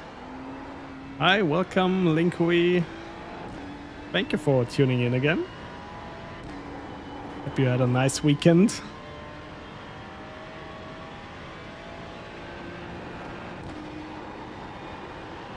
Oh yeah, also here it's fine. Lift a bit. Oh, it has a lot of body roll, but it seems stable.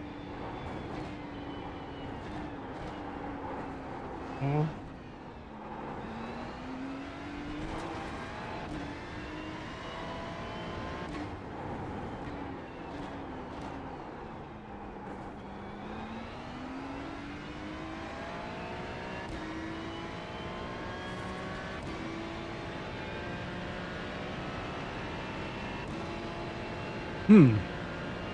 Don't know.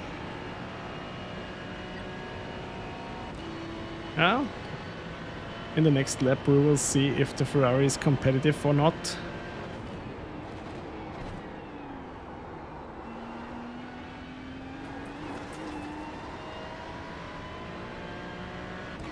But I would say so far the car really drives quite nice.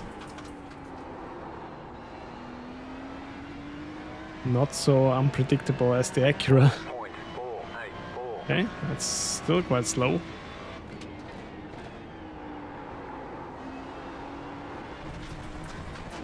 Okay, totally missed that apex.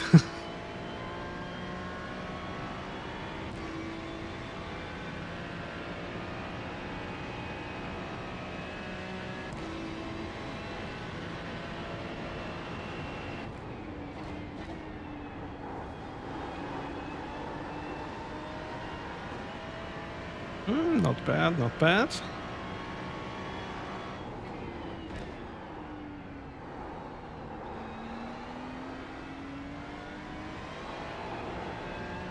You'll need to shave off 1.5 seconds. Okay, okay.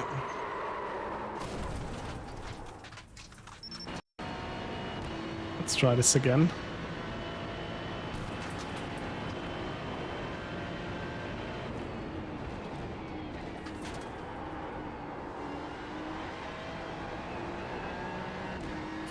Come on, Ferrari. You can do it.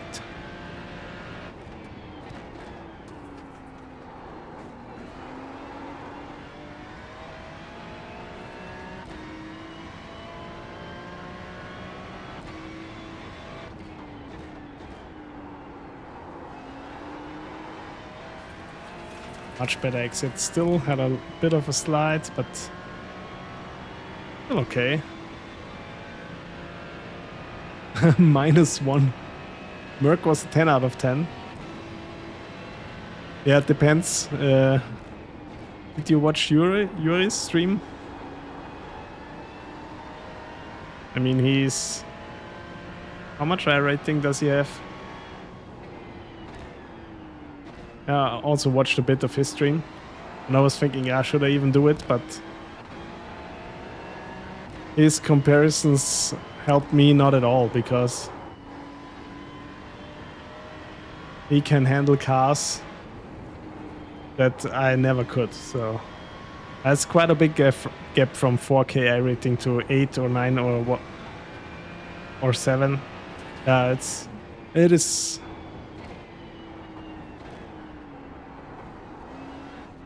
It is quite a big gap. So that's why I thought, okay, I'll still have to do my own comparison for me, because I'm not an esport driver, just a casual bloke. Although I'm doing pretty many races since I'm streaming.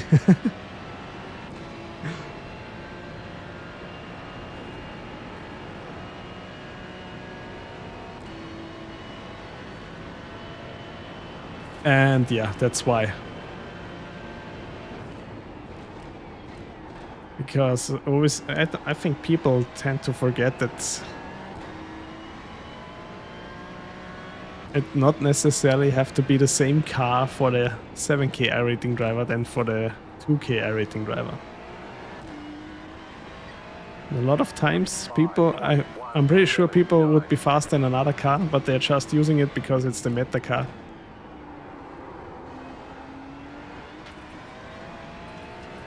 But drivers like Yuri, they can adapt their driving style to every car. And I still can't do that properly. I still struggle with, like, for instance, the BMW. Even though the BMW is as fast as the other cars. Oh yeah, 10K.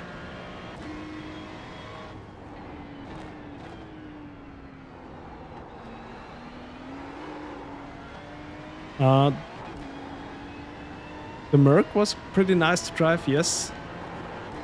Also the Aston felt good. I don't know where my pace came from the Aston, but it was okay. And yeah, the most surprising was the the Lambo so far. I don't know why I was so fast in it for my terms, of course, but still. The team wants to run the Porsche. Again, I did not feel the Porsche too much here. I mean, I raced it in the past here, it's fine, but I really had a better feel for the car in the McLaren and in the Lambo. And for front engine cars, yeah, the Mercedes feels nice. And the Aston Martin as well. Also the Ford Mustang should be fast, but I still cannot extract the pace from it.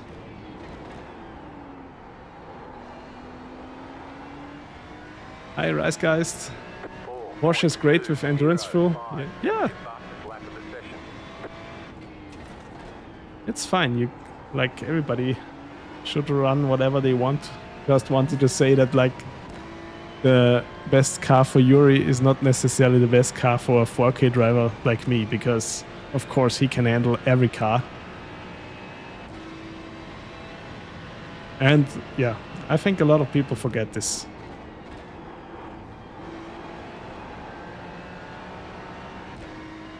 Yeah, but he's definitely right there. I'm slow in the Ferrari.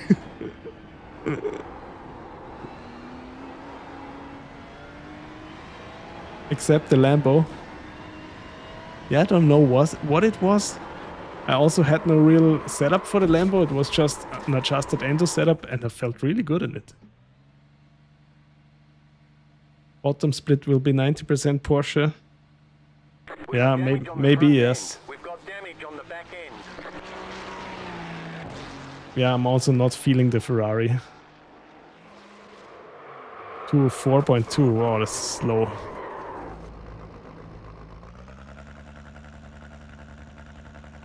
Yeah, but trust me, like,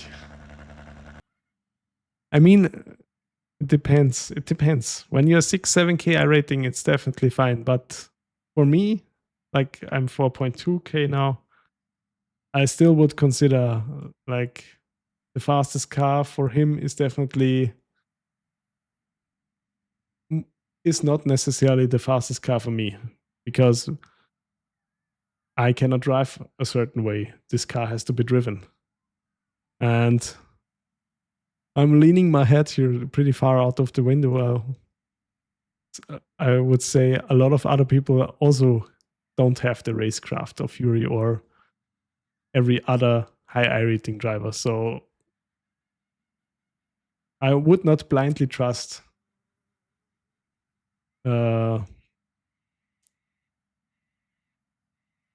these comparisons. Also, don't trust mine. It's just a comparison for me, how a car for me feels. And the Ferrari is not feeling good. I can tell you that.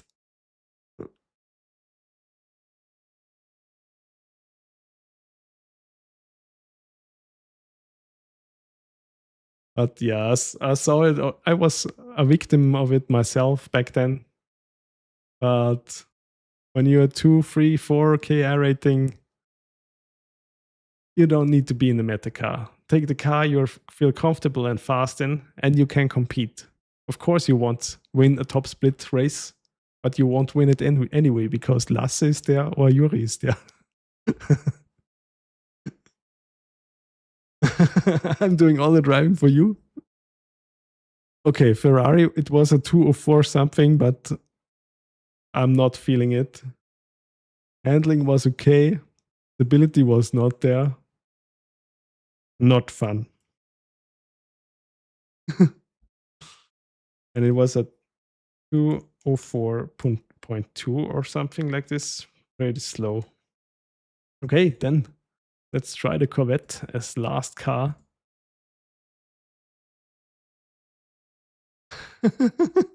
Yeah, I'll watch out for the kangaroos.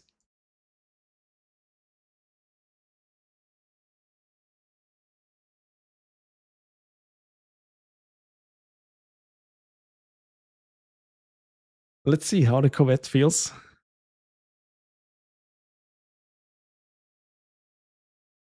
Nice walk. No, I didn't saw the Mustang, but I heard it already.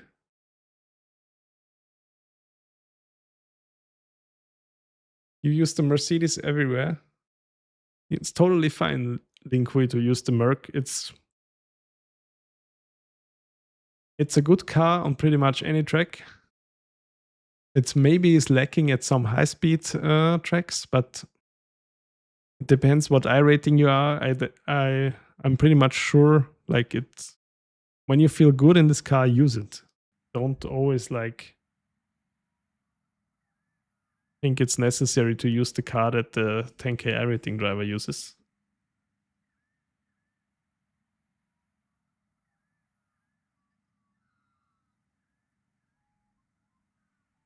Yes, walk. That one crash with the Porsche, where the Porsche was standing in front of Forest Elbow, that was so scary. I was lucky that nobody got injured there. But yeah, I just saw the highlights in the morning. In the night, I was already watching a little bit, but then falling asleep because all of the left turning before. Okay, let's see.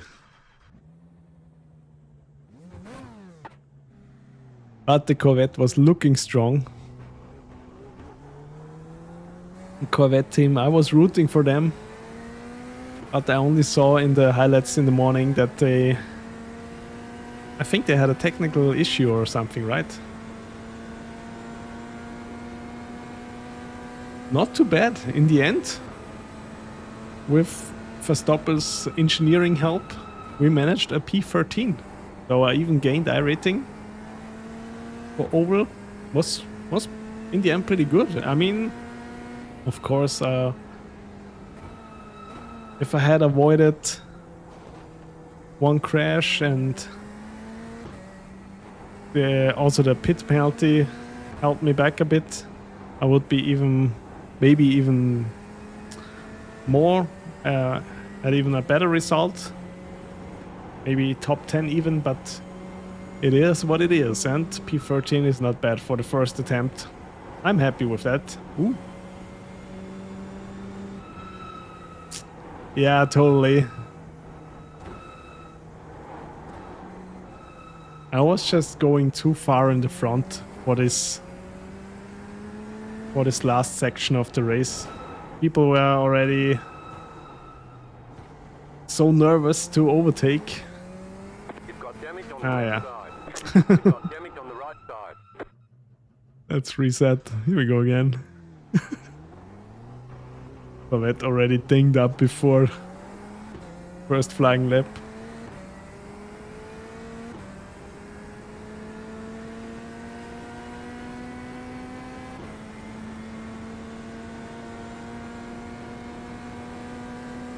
But yeah, also the 4X wasn't really necessary to have that.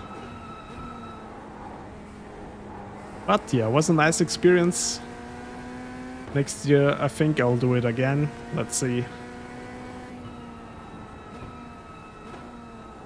And there are still other special events coming up in Oval, so maybe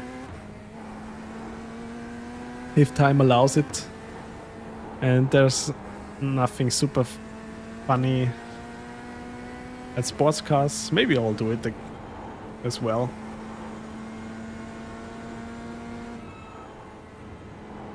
You would drive the Corvette? Yeah, it depends on what setups you're using. With Go setups, it's mostly nice to drive, but it's a bit tricky to set up from what I've heard. And I guess some setup shops like set it up a bit more scary to drive.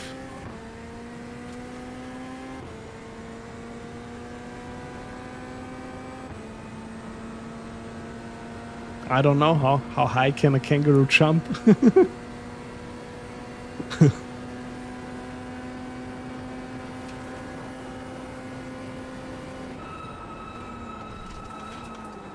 Oh, the understeer, okay. Whole tires, it's still understeery as hell.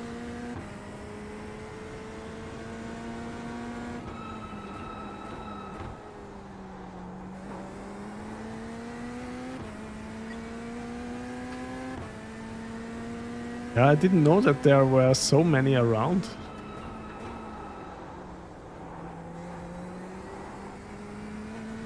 I was always under the impression that like animals, they naturally try to go away from the noise and the humans. But maybe here they are so used to them. They just go on the track.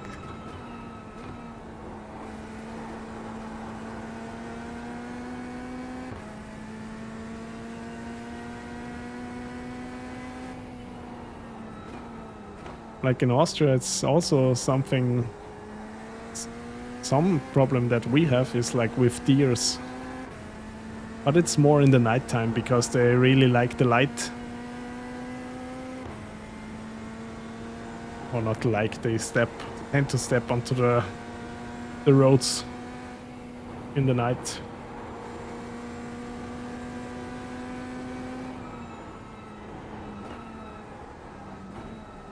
But during daytime they are mostly shy. That's good. Maybe kangaroos don't give a shit. They just take a stroll where they want to.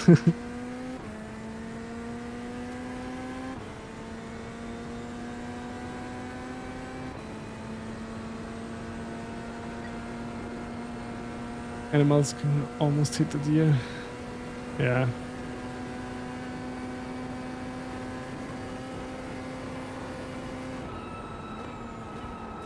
Okay, tires are getting warm. The front end is coming alive. First lap wasn't really feeling much.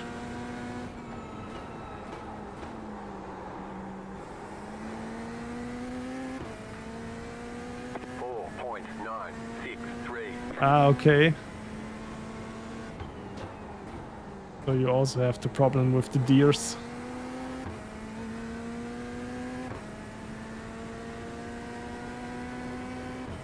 I in the highlights there only was like where 3 kangaroos were taking a stroll and the cars were just driving slow behind them. It was here, about here. On this straightaway, the kangaroos were like going uphill and the cars were following.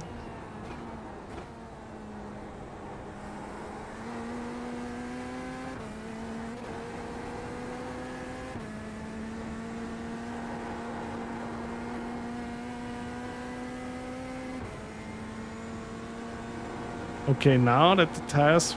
Oh yeah. Well, that is feeling nice. Let's see how fast we can get in it. Feeling very good so far. It's the safe setup though. I think the esports setup... I mean, I would try it if I opt for the Corvette.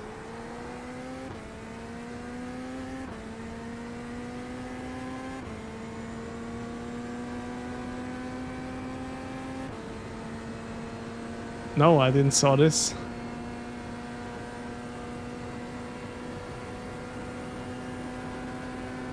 Yeah, the Corvette was a bit OP a few seasons ago in Daytona, of course, and then everybody drove it. But then they nerfed it, and since then nobody is touching it. But the Corvette is really nice to drive. If you have a good setup for it and you have fun in it, use it.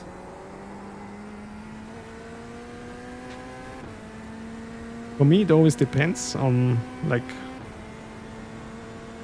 how the setup is, but at times the Corvette feels really nice to drive.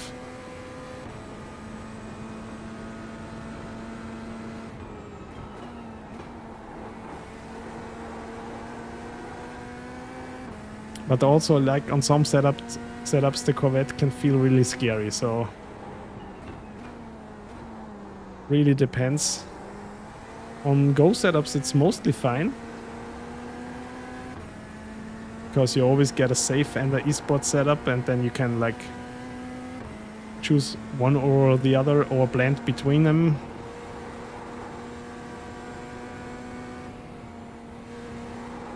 Ah, didn't need to brake there. Car has enough rotation.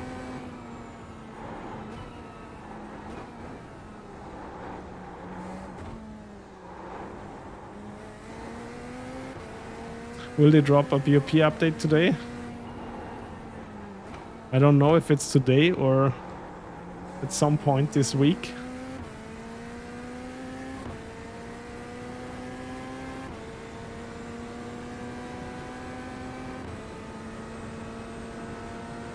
Ah, okay.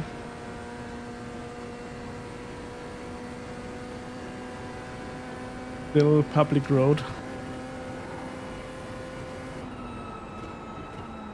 Ah, you said it already, Bohut. True, yeah.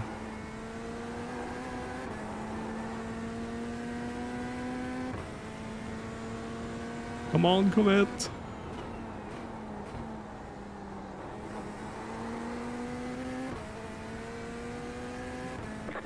Oh, still a second off.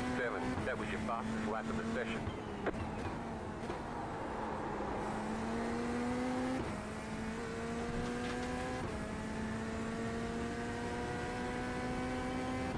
Thermal cameras exist for a reason, yeah.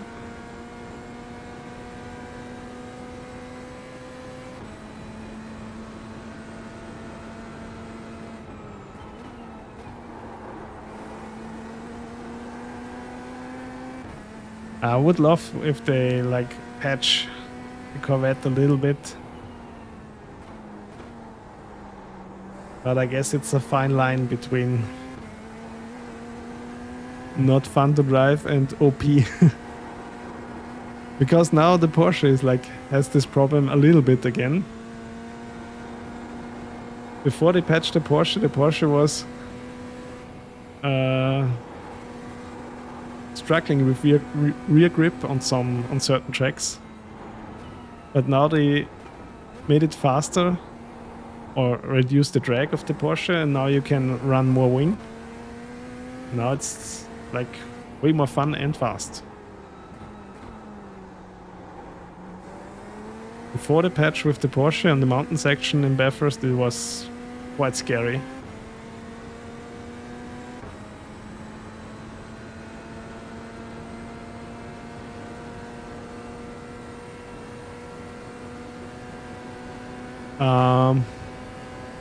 I don't know. Ooh. So far,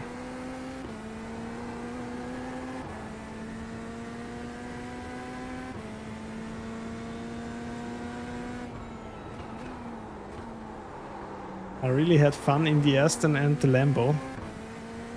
And oh yeah, there we are. We're getting somewhere.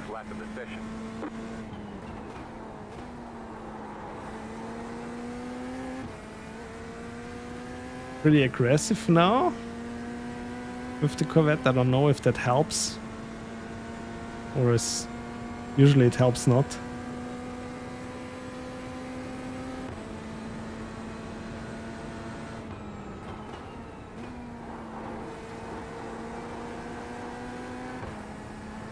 Part of Bathurst, at least they got a free lunch.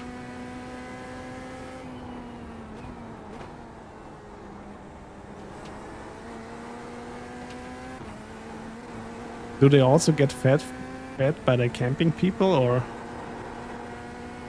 is it not allowed anyway? You will run the Corvette if I get the fastest lap with it? Thank you. But that will not happen. I was just feeling too good in the Lambo. But also the Corvette is not bad.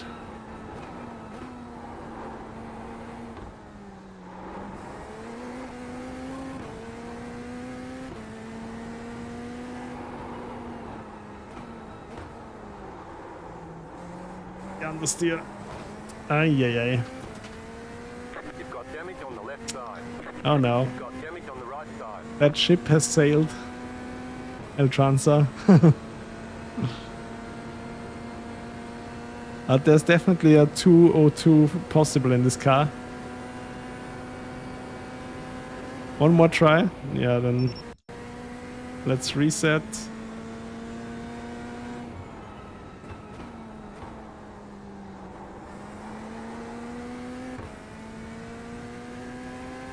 I think I have to use the brake bias a bit.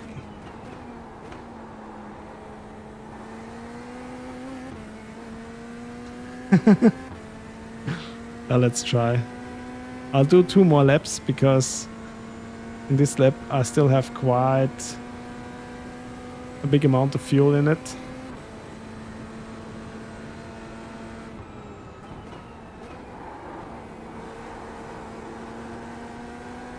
Yeah.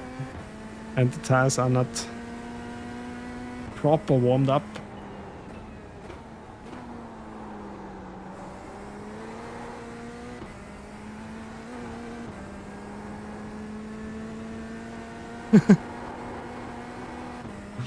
Yeah, it's okay to skip certain tracks.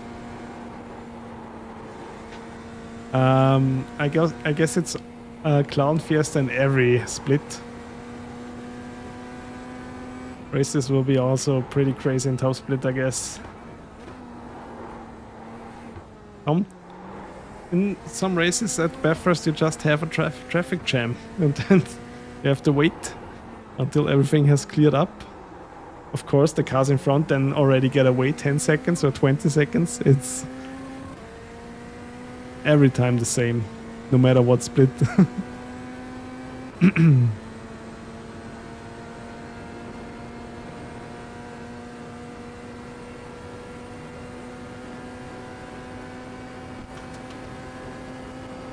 Okay, let's set a reset point here. A bit late on the brakes. But let's see, maybe I can do something in the Corvette.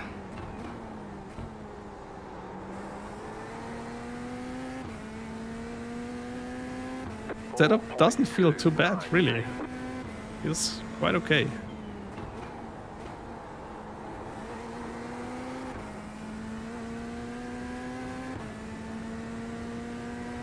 But do I think I can go half a second faster? No, not really. Let's see.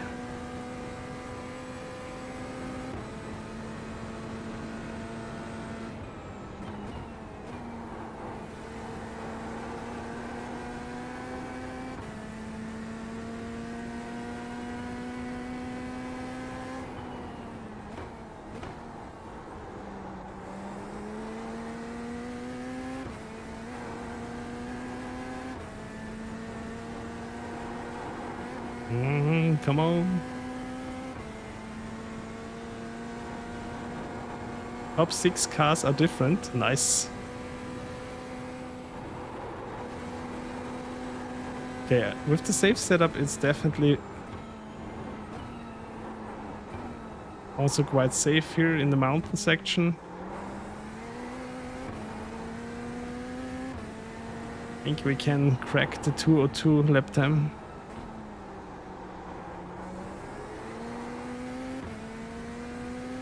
Yeah, I was feeling I'm doing everything.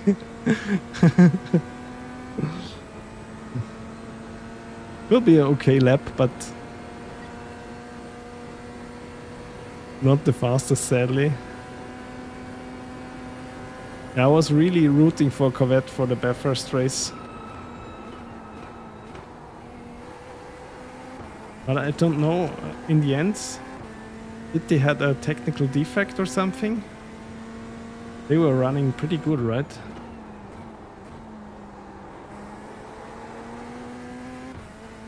Ah, nice lap. 229. That's alright. My optimum lap time would be a 2:27. So, I think not too bad.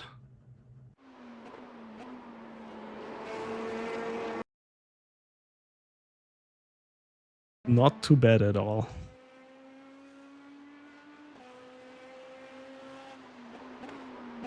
Okay, it was a 2:29.04.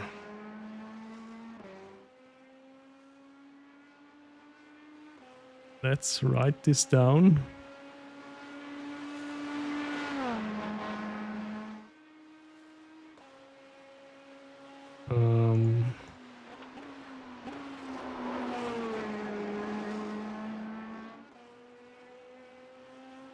.904.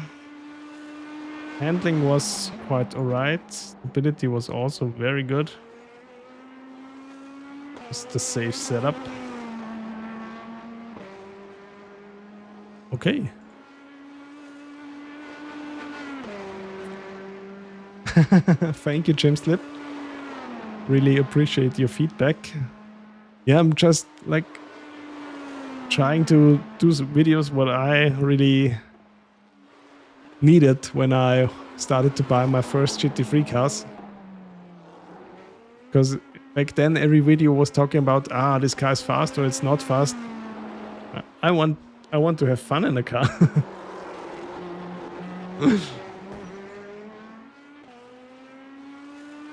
The Ferrari did it. No. It's a 204. Sorry. Thank you for that. That is a misprint. There we go. The Ferrari was the slowest car. Oh, and again, I'm dropping some frames. Internet is not going to be any better. Why is that? I hope I can check tomorrow if the internet is going to be better. I don't know what's going on.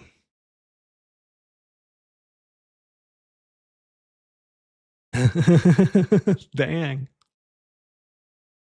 Okay.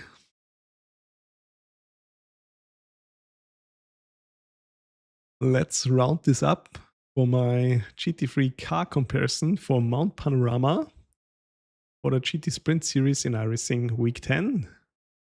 The fastest car was the Lamborghini Huracan GT3. That really surprised me. Normally I'm not so fast in the Lambo, but it really felt nice. Also, the McLaren was pretty fast. You just have to watch out a little bit on throttle application. If you want to go with a front engine car, I really enjoyed the Mercedes and the Ford Mustang, but I wasn't fast in the Mustang. And the Aston Martin was, I think, the most fun with the front engine cars, or for the front engine cars. So I'll most likely run the Aston or the Lambo.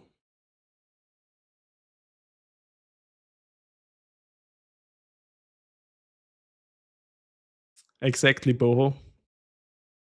You can drive the Meta car, but yeah, when you're not used to the driving style of this car, it doesn't help you if it's like a second faster lap. Oh, the Corvette. Yeah, the Corvette also felt alright, but I don't think it's my first choice. I would much rather race the McLaren or the Lambo here before I use the Corvette. The Corvette felt quite understeery with cold tires. A bit better than the Acura, but still. Test pickup Sebring. Oh, let's check that out.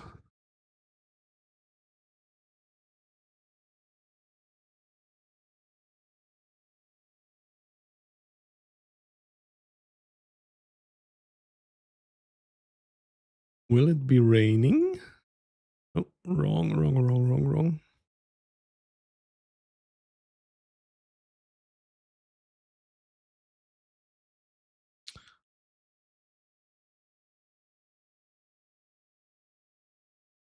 Thank you, Eltranza. Thank you for the follow. Really appreciate that. No, Porsche Cup is something that I will try on Thursday. Rain on the fixed. So open is in the dry and fixed.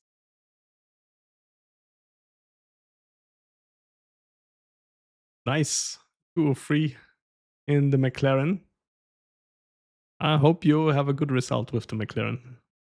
Or is Mecca the Mercedes? No, it's McLaren, right?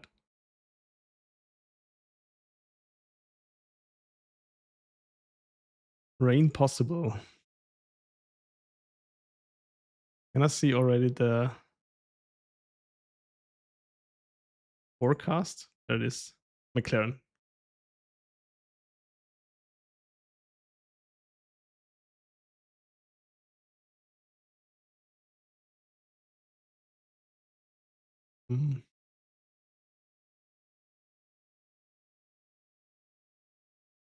When is the race again? I don't know if it will be the same, but it will be raining for sure. When is the race starting?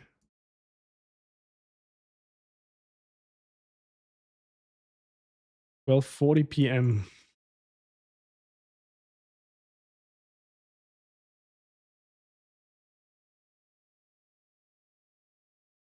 Okay, so it will be a wet track that is drying up. Interesting.